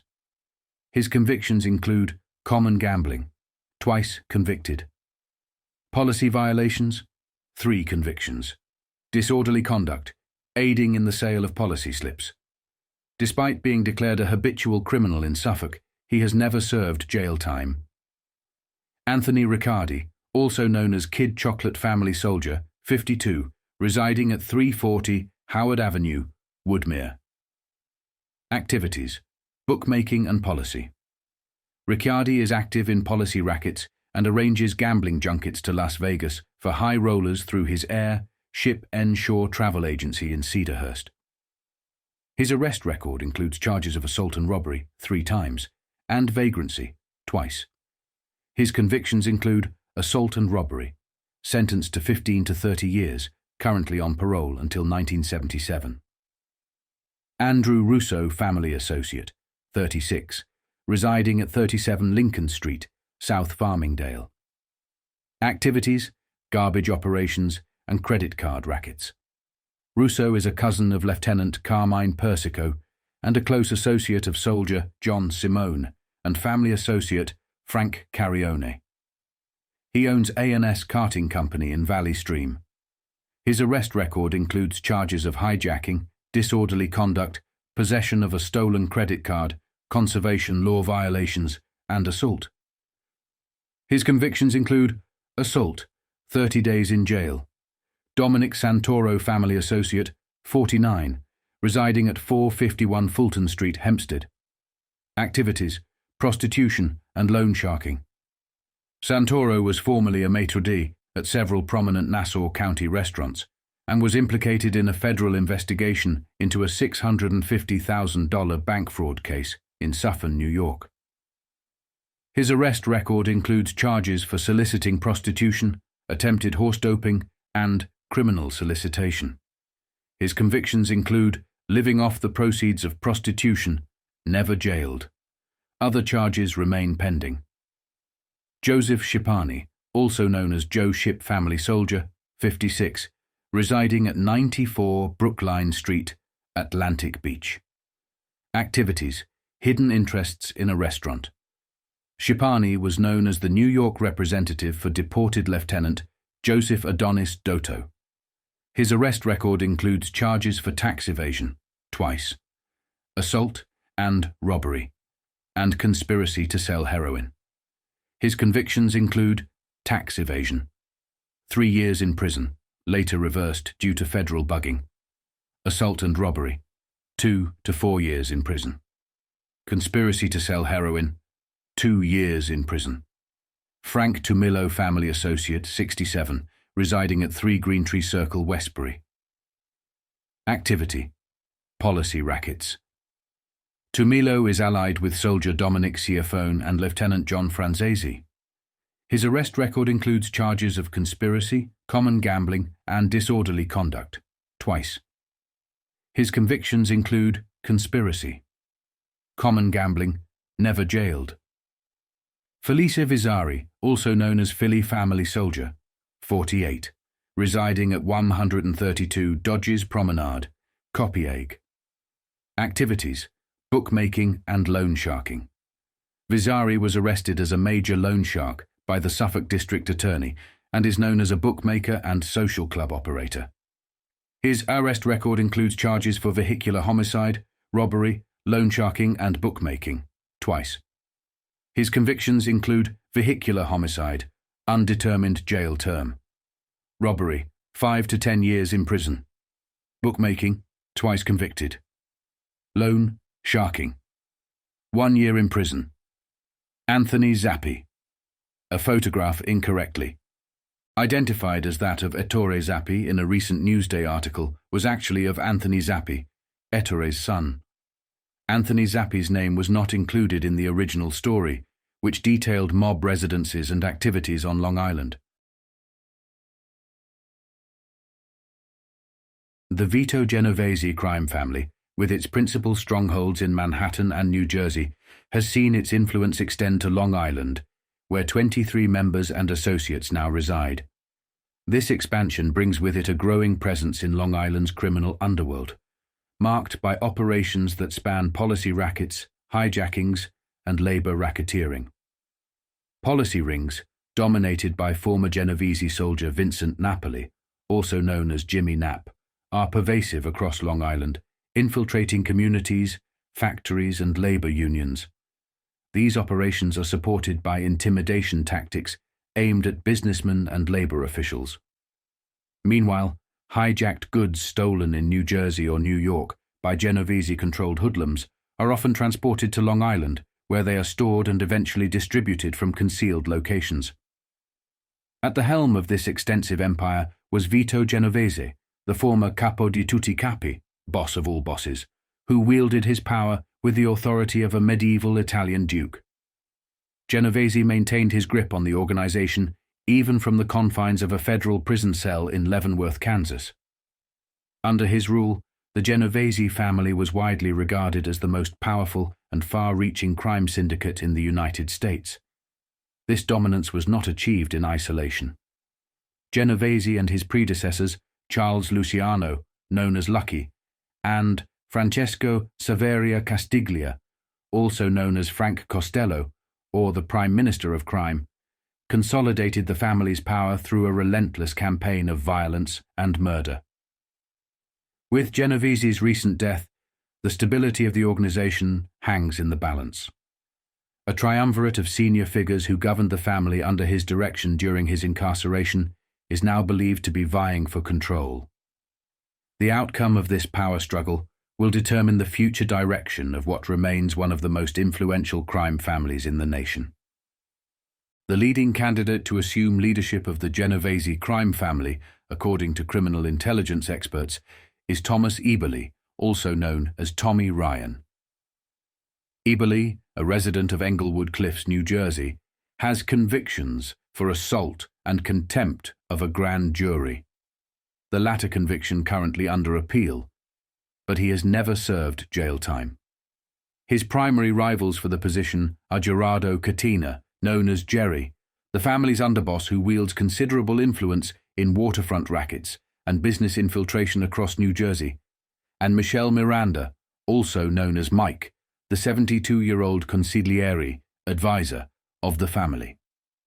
While Miranda is recognized as the most influential figure within the family, his advanced age and poor health make him an unlikely successor. Law enforcement anticipates a peaceful transition of power within the family, but they remain vigilant given the Genovese family's violent history, which includes numerous murders over past leadership disputes.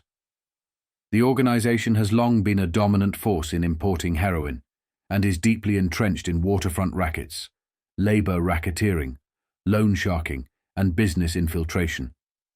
Enterprises that enabled Vito Genovese to amass a personal fortune estimated at over $30 million. The Genovese family's operations have recently prompted increased scrutiny from New Jersey lawmakers, leading to the creation of a special federal task force aimed at curbing the family's expansion and influence. This task force was deemed necessary given the family's long-standing grip on New Jersey's criminal underworld, a legacy that dates back to the era of deported crime lieutenant Joseph Dotto, also known as Joe Adonis, and murdered policy banker Willie Moretti. On Long Island, evidence suggests the Genovese family is steadily expanding into gambling rackets.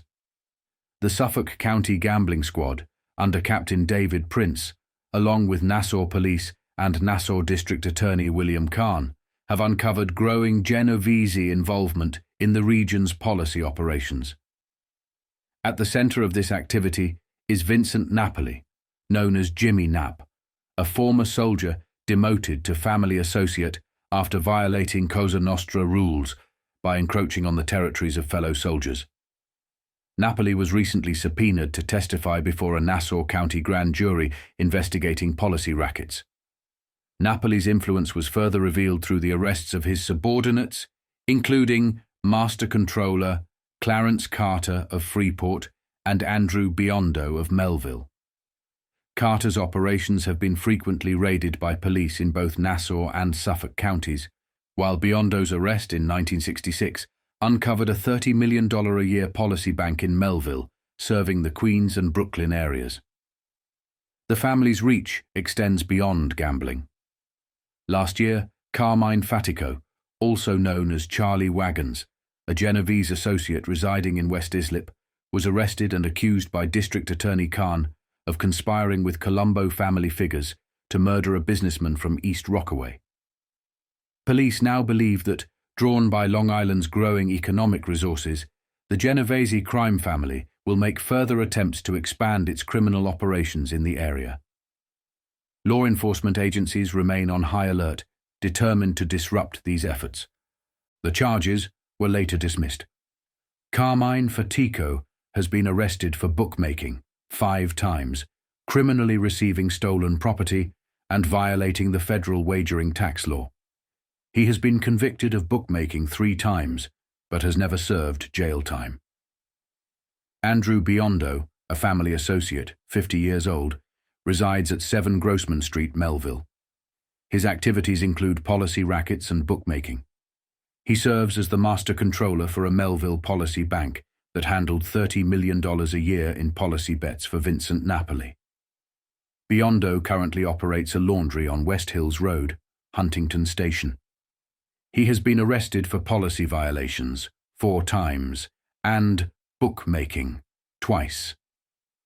He was convicted of policy violations 4 times, jailed for 9 months on 1 conviction, and bookmaking twice. Vincent, also known as Jimmy Blink, a family soldier, 60 years old, resides at 18 Sheridan Place, Babylon during the summer, and at 216 Elizabeth Street, New York. His activity is focused on gambling. He has been arrested for grand larceny, possession of a gun, burglary, parole violations, and conspiracy to sell heroin. He was convicted of burglary, jailed for an undetermined period, and grand larceny, confined to reform school for an undetermined period. Lorenzo, also known as Chappie Brescia, is a family soldier, 64 years old, resides at 91 Bay Street, East Atlantic Beach. His activities include labor racketeering, shylocking, and extortion. He works as a meat salesman and holds major influence in the meat industry. His brother, Frank Brescia, is the business agent of Local 174 of the Butchers' Union of Greater New York and New Jersey, AFL-CIO, which is currently under investigation by Manhattan District Attorney Frank Hogan. A former bodyguard of Charles, also known as Lucky Luciano, Brescia was questioned about the murder of Albert Anastasia. He was convicted of extorting $60,000 from taxi owners in a labor case. Brescia has been arrested for homicide, extortion, perjury, and contempt. He was convicted of contempt, 30 days, and extortion, jailed for an undetermined period. Clarence H. Carter, a family associate, 41 years old, resides at 72 Lillian Avenue, Freeport. His activity is centered on policy rackets. He is the master controller of policy rackets, managed by Vincent Napoli on Long Island. Carter has been arrested for mail theft, mugging, possession of a gun, and policy violations. He was convicted of mail theft, mugging, possession of a gun, and policy violations, jailed for 1 year. Robert J. Savone, a family associate, 55 years old, resides at 141 Bay Boulevard, Atlantic Beach. His activities include labor racketeering and shylocking. He served as the business agent of the Mason Tenders Union Local 13, independent, identified as a mob-dominated local by the State Investigation Commission. Schiavone was questioned about the murder of his brother George, murder attempts on the life of former associate Vincent Siciliano, and about shylocking, bookmaking, and his association with Michelle Miranda and other hoodlums. Schiavone has arrests for assault, Securities Act violations, and tax evasion, but has no convictions and has never been jailed. Michael J. Clemente, a family soldier, 60 years old, resides at 36 Beach Street, Point Lookout, during the summer, and at 7520 Colonial Road, Brooklyn. His activities include waterfront rackets, shylocking, extortion, bookmaking, and dice. He works as a travel consultant for a firm specializing in plane and boat reservations to the Mediterranean. Previously, he was a salesman and business promoter on the docks for a Detroit equipment company that supplied machinery to stevedores. Clemente also served as the business agent for Local 856 of the International Longshoremen's Union, but was ordered off the docks by the State Waterfront Commission. He has arrests for rape, assault, conspiracy to violate tax laws, operating a 28,000-gallon still, disorderly conduct, making a false statement, extortion, perjury, and violating state tax laws. He was convicted of assault, 60 days reduced from rape, assault conspiracy, 3 years and 1 day, extortion, perjury, 2.5 years, and violating state tax laws. Francesco, also known as Frank Costello, Severia Castiglia, a retired family boss, 77 years old, resides at 5 Barker's Point Road, Sands Point. His current activity is serving as an advisor on crime policy. When Vito Genovese ordered his murder, Costello escaped with only a scalp injury, but quickly went into retirement. Once one of the most powerful crime figures in the nation, he was known as the Prime Minister because of his ability to infiltrate government, particularly political parties in New York City. Costello now holds major land assets and continues to exert influence in family criminal affairs. He has arrests for assault and robbery, possession of a gun, conspiracy, tax evasion, twice, contempt of Congress, and contempt of court. His convictions include possessing a gun, tax evasion, 5 years and a $30,000 fine on one charge, contempt of Congress, 18 months, and contempt of court, 30 days. Dominic de Mere, a family associate, 34 years old, resides at 244 Tinton Place, East Northport. His activity focuses on policy rackets. He was arrested and charged with controlling a major policy business with 151 members, including 30 known gamblers, in the Bronx and Westchester areas. The case is still pending. De Mere operates a barbershop in the Bronx. John Eboli, a family associate, 40 years old, resides at 63 Elder Drive, Comac. His activities include bookmaking, operating as a wire room rigger, and policy rackets. The brother of acting boss Tommy Eboli, he has been active in bookmaking and setting up wire rooms for bookmakers, telephone centers where racetrack information is relayed to bookies, in Queens and Long Island. Eboli has arrests for forgery, assault and robbery, falsely marking merchandise, bookmaking, 7 times, and policy violations. He was convicted of forgery, 3 months, and policy violations. Alfred, also known as Butch, Faiko, a family soldier, 67 years old, resides at 10 Latimer Court, Rockville Center. Faiko is currently ill and inactive, but owns a meat market in Manhattan. His arrest record includes petty larceny, twice, sale of heroin, homicide, twice, extortion, attempted rape, vagrancy, and disorderly conduct, twice. He was convicted of petty larceny, twice, and manslaughter, serving 25 years. Carmine, also known as Charlie Wagons, Fatico, a family associate believed to have been elevated to soldier, 48 years old, resides at 810 Higby Lane, West Islip. His activities include labor racketeering, policy rackets, bookmaking, and extortion. He controls a Brooklyn restaurant and was recently accused of plotting to murder a businessman from East Rockaway. This case is pending in Nassau County. He was a suspect, though never arrested, in an attempt to take over a Suffolk painters' union. Fatico has arrests for assault, 5 times, grand larceny, burglary, possession of burglar's tools, making a false statement, dice games, robbery, twice, policy violations, bookmaking, twice, disorderly conduct, twice, conspiracy to commit murder, and vagrancy. He was convicted of grand larceny, 35 years, making a false statement, policy violations, bookmaking, twice, and assault, twice. James Linwood Francis, a family associate, 51 years old, resides at 354 Hilltop Avenue, North Babylon. His activity is centered on policy rackets, where he serves as a key figure in a policy ring directed by Vincent Napoli. Francis has been employed since 1961 in a non-classified template assembly post with Grumman Aircraft Engineering Corporation in Bethpage. A Grumman spokesman stated that Francis does not have security clearance, and nothing on his record would have prevented Grumman from hiring him. He has been arrested for possession of heroin and policy violations 3 times. He was convicted of possession of heroin and policy violations twice. Gaetano, also known as Tommy Palmer, Greco, a family lieutenant, 73 years old, resides at 51 Trenton Avenue, Atlantic Beach.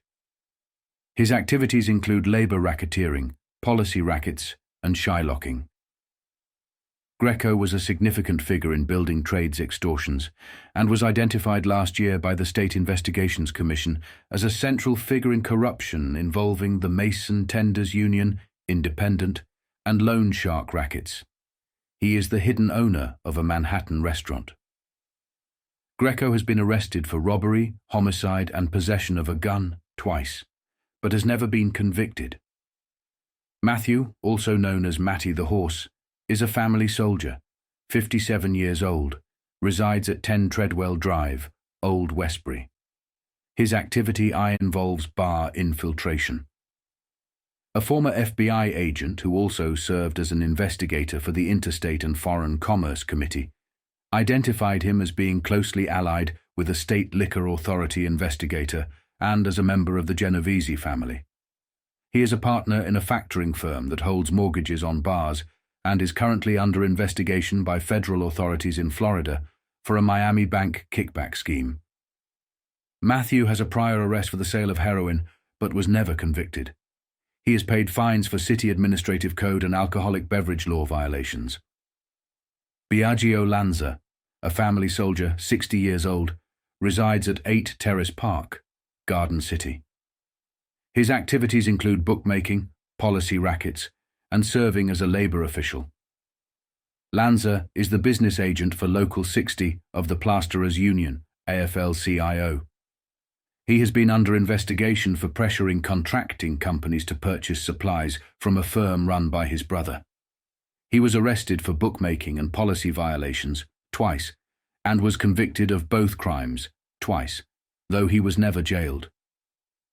Charles, also known as John Bruno Lanza, a family soldier, 62 years old, resides at 51 Ackley Avenue, Malvern. His activity is focused on bookmaking. Charles is the brother of Biagio Lanza and serves as the president of the Lanco Building Supplies Company in the Bronx, a major supplier of materials to contractors working with his brother's plasterers local. He has been arrested for grand larceny, twice, robbery, vagrancy, and bookmaking, twice. He was convicted of grand larceny and bookmaking, but was never jailed. Luis Pascacello, a family associate, 47 years old, resides at 2489 Lawn Drive, East Meadow. His activity revolves around policy rackets. Pascacello is the cousin of Vincent Napoli and was identified as a central figure in an interstate policy racket operating in New Jersey and Manhattan. He has arrests for policy violations 3 times, transporting gambling equipment, and being absent without leave from the United States Army. He was convicted of policy violations twice, transporting gambling equipment 9 months, and being absent without leave 3 years. Frank Tortorici, a family associate, 43 years old, resides at 53 King Avenue, Long Beach. He is the brother of family soldier Joseph, also known as Joe Stutz Tortorici, and a close associate of labor racketeer Irving Horowitz and Luchese Lieutenant Carmine Tramunti. Tortorici serves as the treasurer of the International Production Services and Sales Employees Union, Independent, for locals, 422, 222, 517, 719, and 815, which have previously been identified as mob-dominated. The union's secretary, Frank Fiorello, served time for robbery, and the welfare fund, which holds more than $5 million in assets, is headed by Robert Rao, the son of the late mobster Joseph, also known as Joey Rao. In 1965, 17 employees of a Long Island candy factory won a National Labor Relations Board battle to rid themselves of the union due to a sweetheart contract with the factory. The union represents workers in major electronics and jewelry manufacturing firms.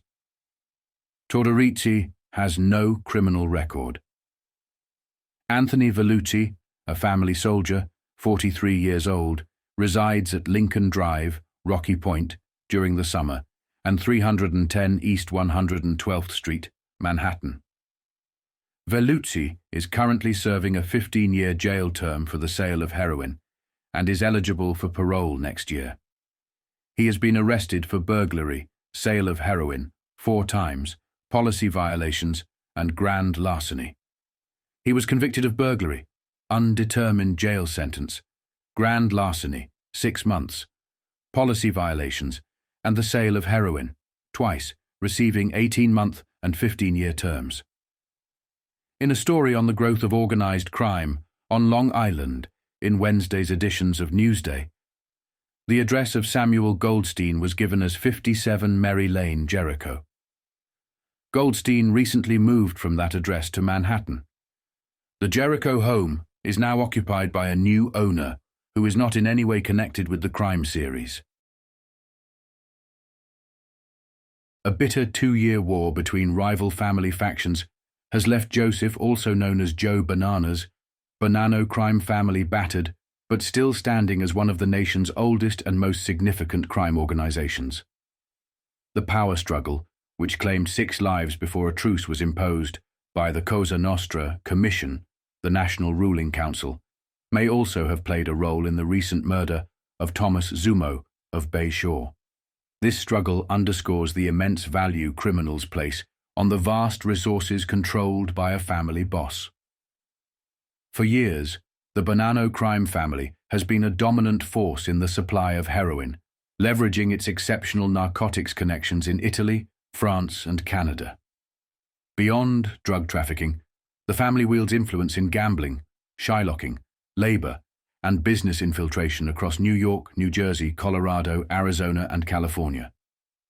However, its recent growth on Long Island has drawn particular attention from criminal intelligence groups. Under the leadership first of Gaspar Di Gregorio of Smithtown and now of rebel leader Paul Siaka, the Bonanno crime family's presence on Long Island has expanded dramatically. Where once the family counted only 2 or 3 members in the area, there are now 21 confirmed members and associates, with an additional dozen suspected of family ties. The unstable truce between Siaka's faction and that of Joseph Bonanno keeps Long Island police and federal authorities on constant high alert, fearing that renewed violence may spread to Long Island, unlike previous conflicts confined to Arizona and New York City. The known Bonanno crime family members on Long Island, all under close police surveillance, include Michael, also known as Mike Adams, Adamo, a family lieutenant in the Siaka faction, 66 years old, resides at 212 North Walnut Street and 217 North Chestnut Street, North Massapequa. His activities involve gambling and shylocking. Police identify Adamo as a driving force behind the recent surge of social clubs hosting high-stakes card games and shylocking operations. He played a pivotal role in crime meetings that led to Gaspar Di Gregorio's selection as Joseph Bonanno's first successor. Adamo has 1 arrest for homicide but no convictions. Girolamo, also known as Jerry Asaro, a family soldier in the Siaka faction, 54 years old, resides at 241 West Broadway, Long Beach. His activities include policy rackets and bookmaking. Asaro owns a fence company in Island Park and has been arrested for operating a still, bookmaking, twice, policy violations, arson, and grand larceny. He was convicted of operating a still, serving 60 days, bookmaking, twice, and policy violations. Michael, also known as Mike Bonfondeo, a family soldier in the Bonanno faction, 33 years old, resides at 1077 Martinstein Avenue, Bay Shore. His activity focuses on shylocking. Last year, Bonfondeo was arrested by Manhattan District Attorney Frank Hogan on charges of conspiracy in a loan shark kickback scheme, where he allegedly loaned $5,000 to convicted former New York City Water Commissioner James L. Marcus. Bonfondeo works as a salesman at a Brooklyn golf professional shop. He has no convictions and is currently awaiting trial for usury and conspiracy. Frank Bonomo, a family soldier in the Siaka faction, 67 years old, resides at 75 Nottingham Avenue, Valley Stream. Bonomo has been identified as an enforcer for Michael Casal and was accused by loan shark Max, also known as the Weasel, Lowenstein, of kidnapping him during a dispute. Now living on Social Security benefits, Bonomo has no criminal record but has repeatedly refused to testify before Brooklyn grand juries. Michael, also known as Tommy Palmer, Greco, a family soldier in the Siaka faction, 54 years old, resides at 212 North Walnut Street, North Massapequa. Greco's activities include bookmaking, shylocking, and serving as an enforcer. He was arrested in Tucson, Arizona, following a series of bombings targeting the homes of Joseph Bonanno and his associates. Greco was also sent to Sicily to meet with retired Bonanno advisor Frank, also known as Frankie Carroll, Garofalo. He directed a Suffolk social club that was raided by police. Greco has been arrested on charges of grand larceny, attempted burglary, assault and robbery, possession of a dangerous weapon, possession of counterfeit money, bribery, bookmaking 3 times, and jostling 3 times. His convictions include attempted burglary, 2.5 years, parole violation, return to jail after a counterfeiting arrest, robbery, 5 years, and jostling, 3 convictions, serving 5 months for each. Nicholas, also known as Nick the Battler, a family lieutenant in the Siaka faction, 57 years old, resides at 3 Hillsdale Drive, Bayshore. Nicholas is considered one of the Siaka faction's primary enforcers during the 2-year internal war and was implicated in several violent incidents.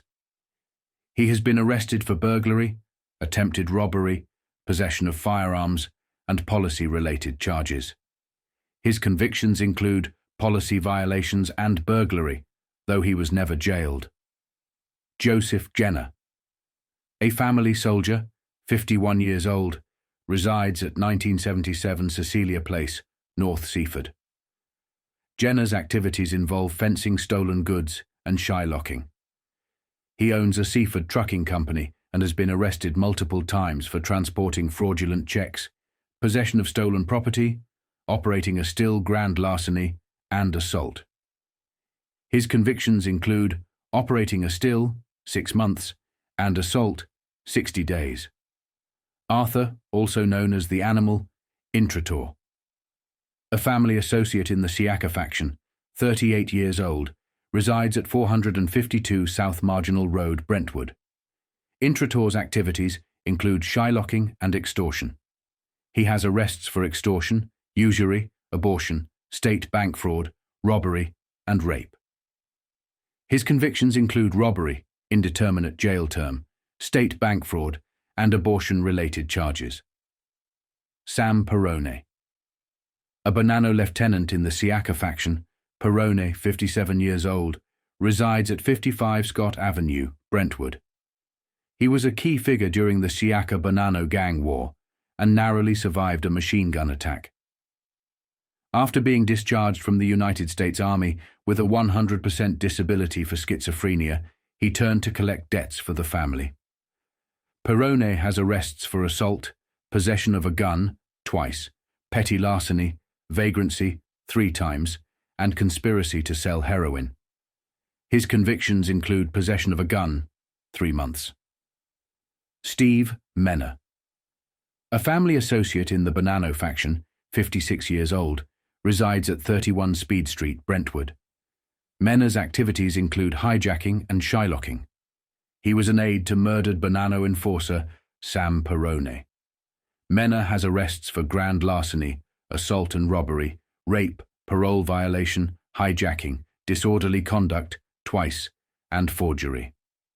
His convictions include robbery, 5 to 10 years, hijacking, 3 years, and disorderly conduct, 2. John, also known as the Ambassador, Petroni, a family soldier in the Siaka faction, 71 years old, resides at 8 North Park Drive, Massapequa. Petroni has been arrested for bankruptcy fraud, possession of counterfeit money, interstate theft, and disorderly conduct, 2. His convictions include bankruptcy fraud, 1 year and 1 day, disorderly conduct, and possession of counterfeit money. 15 years and a $5,000 fine. Michael Sabella, a family soldier in the Siaka faction, 68 years old, resides at 84 Boyd Street, Long Beach, and North Miami Beach. Sabella's activities include bookmaking and shylocking. He owns a clothing store and a boat company in Miami. Sabella has been arrested for homicide, 2, possession of a gun, assault and robbery, vagrancy, and the sale of heroin. He has no convictions. Camilo, also known as Carl, Siaka, a family associate in the Bonanno faction, 43 years old, resides at 10 White Birch Drive, Dix Hills. Camilo's activities include bookmaking and business operations on New York docks through his trucking firm. He has been arrested for bookmaking, forgery, bigamy, and violations of state wage laws. His convictions include bigamy, state wage law violations, and bookmaking. Paul Sciacca. A family rebel boss, 59 years old, resides at 31 Lake Court, Massapequa. Sciacca controls all faction operations and succeeded Gaspar Di Gregorio as leader of the Sciacca faction. He gained backing from crime leaders Joseph Colombo, Carlo Gambino, and Stefano Magaddino in his battle with Joseph Bonanno for control of the family. Sciacca was a former director of the Hackensack Bank and Trust Company in Hackensack, New Jersey, and controls Sands Fashions and S&S Garments in Brooklyn. His clothing firms recently won a contract worth more than $1 million to manufacture military uniforms. He has one arrest for burglary but was not convicted. Frank Sciortino. A family associate in the Sciacca faction, 36 years old, resides at 66 South Bay Avenue, Massapequa. His activities include policy rackets, shylocking, and hijacking. Closely allied with Lieutenant Nicholas DeStefano, Sciortino was arrested in 1966 for beating and shooting a Connecticut discount house treasurer in a hijacking and shylocking case. His arrest record includes charges of attempted rape, assault, grand larceny, and attempted murder. He was convicted of attempted rape, assault, and grand larceny, but never jailed. A charge of attempted murder is pending in Connecticut, and he was arrested again today on charges of attempted coercion and extortion. Sereno Tartamella. A family soldier in the Sciacca faction, 46 years old, resides at 37 Gildare Drive, East Northport. Tartamella's primary role is acting as a courier between Stefano Magaddino and Gaspar Di Gregorio. He is an official and former secretary-treasurer of the Beauty Culturist Union, Local 1551A, Independent. Tartamella was a Liberal Party candidate for Huntington Town Justice of the Peace in 1946, 2 years before law enforcement identified him as associated with the mob. He has no criminal record, but has refused to testify before federal and local grand juries. Joseph Tagano. A family associate in the Bonanno faction, 33 years old, resides on Lexington Road, Shirley, during the summer. Tagano is involved in policy rackets and is under investigation for credit card schemes. His arrest record includes charges of endangering the life and health of a child, assault, and policy violations, twice. Tagano was convicted of policy violations twice, but has never been jailed. Joseph Zumo. A family. Associate in the Sciacca faction, 38 years old, resides at 15 Frederick Avenue, Bay Shore. His brother, Thomas Zumo, an enforcer for soldier Frank Mari, was recently murdered by 2 gunmen in a Queens apartment. Joseph Zumo works as a car salesman in Bay Shore and is a convicted car thief on parole until 1972. He has been arrested on charges of grand larceny 5 times and criminally receiving stolen property. He was convicted of grand larceny. Organized crime thrives only to the extent that the nation allows it to. Due to the vastness of the issue, the various branches of government cannot effectively combat it in isolation. This sentiment was reflected in the report of the Federal Task Force on Organized Crime in July 1967, which emphasized the need for greater coordination across agencies. A police intelligence detective recently joked about titling his memoir 10 Years on the Losing Side. His remark, though partly facetious, mirrors the frustration of many law enforcement officials when reflecting on the challenges they face. The situation on Long Island, as elsewhere, involves too few legal tools, insufficient manpower, and inadequate coordination across levels of law enforcement. Until the early 1960s, the federal approach to organized crime was disjointed. Of the half-dozen federal agencies addressing organized crime, investigations were often pursued separately and without collaboration. One example is the case of Cosa Nostra soldier Carmine Lombardozzi, who simultaneously faced investigations by the Federal Bureau of Investigation, the Internal Revenue Service, and the Federal Narcotics Bureau. Each agency historically prepared its own cases and conducted investigations independently, often without consulting or informing the other agencies. Recently, efforts to address this fragmentation have led to the creation of federal strike forces. These task forces have been implemented in locations such as Brooklyn, Buffalo, and most recently, New Jersey. A typical strike force is headed by an attorney from the Justice Department and includes agents from the Internal Revenue Service, Customs Bureau, Alcohol and Tobacco Tax Unit, Narcotics and Drug Abuse Control Bureau, Immigration and Naturalization Service, and, theoretically, the Federal Bureau of Investigation. However, even with this multi-agency approach, the results have been underwhelming due to the FBI's limited cooperation. While the FBI has made record sheets available and executed arrests, it has refused to contribute agents directly to the strike forces. An FBI spokesman in Washington stated that the Bureau cooperates fully with the strike forces, but admitted that its involvement is limited to developing information for them. He declined to elaborate further. Other federal and local agencies, however, argue that the FBI's cooperation is minimal, describing it as little more than token support. The lack of cooperation from the FBI has been attributed to the stance of its long-time director, J. Edgar Hoover. According to a former federal prosecutor who requested anonymity, the Justice Department views the FBI as its investigative arm. However, Hoover's perspective differs. He reportedly sees the Justice Department as merely his lawyers, responsible for prosecuting cases he selects. The prosecutor remarked, "I guess he figures he's been in Washington for 35 years, and attorneys general come and go every 4 or 8 years. This issue of poor collaboration extends beyond the FBI. Local police agencies, constrained by their geographical jurisdictions, often fail to exchange information, even though organized crime operates across multiple regions. For instance, the mobsters named in this series appear in the files of various federal and local agencies. Yet, for some agencies, these names are entirely new because there has been no interagency information sharing. This series represents the first instance in which all these names have been compiled into a single list. The former prosecutor suggested that some reluctance to share information among agencies is justified. There is a persistent fear that local police departments in certain areas have been compromised by the underworld, whose immense wealth enables corruption.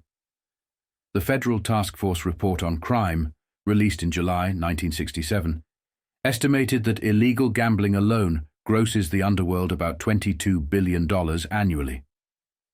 This revenue funds other operations, such as narcotics trafficking and labor racketeering, and provides the financial means to corrupt local officials. The challenges in combating organized crime are not solely due to insufficient manpower or limited cooperation. The legal field also grapples with the controversial and emotionally charged issue of electronic surveillance. Law enforcement officials argue that such surveillance is indispensable for penetrating organized crime's upper echelons, which are heavily insulated against detection. Obtaining convictions of these top-tier figures often depends on evidence gathered through wiretaps and other forms of electronic monitoring. Civil libertarians vehemently oppose electronic surveillance methods such as wiretapping and bugging, arguing that they erode the privacy and rights of all Americans, not just the criminals being targeted. Reconciling these concerns with law enforcement's needs has proven difficult. Approval for federal wiretapping and bugging was granted to the Justice Department for the first time under the 1968 Omnibus Crime Control Bill. This law allows federal agents with a court order to tap telephones or bug rooms for up to 30 days, and evidence gathered through such means can now be introduced in federal courts. The law restricts electronic surveillance to investigations involving specific crimes: murder, kidnapping, robbery, extortion, gambling, and conspiracy related to those crimes. It also requires notifying the target of the surveillance after 30 days. Although this requirement can be waived by the judge who issued the original order. Alan Reitman, Associate Director of the American Civil Liberties Union, stated that his organization opposes wiretapping for any reason and under any circumstances.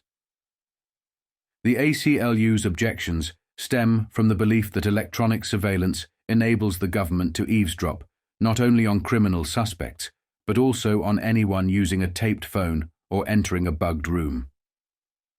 Meanwhile, Nassau District Attorney William Kahn and other law enforcement officials argue that electronic surveillance, when accompanied by adequate safeguards against abuse, is a vital tool for combating organized crime.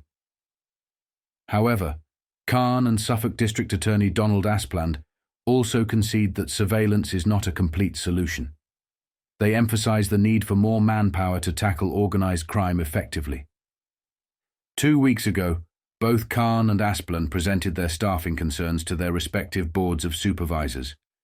Kahn received approval to hire a chief investigator and 4 detective investigators at a cost of $70,000 who will work exclusively for his office. Previously, Kahn was the only district attorney in the New York area without such dedicated investigators. Like other district attorneys, Kahn has detectives assigned to him by the Nassau Police Department, though he has declined to specify how many of these detectives focus on racketeering investigations. Suffolk Police Commissioner John L. Barry pointed out the substantial manpower required for surveillance, estimating that at least 9 officers are necessary to maintain 24-hour daily monitoring of a single major organized crime figure. Despite this, his intelligence squad comprises only 14 men. "This year," Barry said, "we asked for 8 more men, and this request was denied. We could use 25 or 30. Similarly, the Nassau Police Department's intelligence squad has only 5 members. A significant part of the manpower problem lies with legislative bodies, from Congress to local boards of supervisors, which are often reluctant to allocate funds for investigations unless presented with clear statistical results. In the realm of organized crime, however, results are rarely dramatic on paper. Police and prosecutors may spend years on a particular case involving a major underworld figure before enough evidence is gathered to secure a conviction. Manhattan District Attorney Frank S. Hogan, one of the nation's most esteemed prosecutors, illustrated this challenge last year.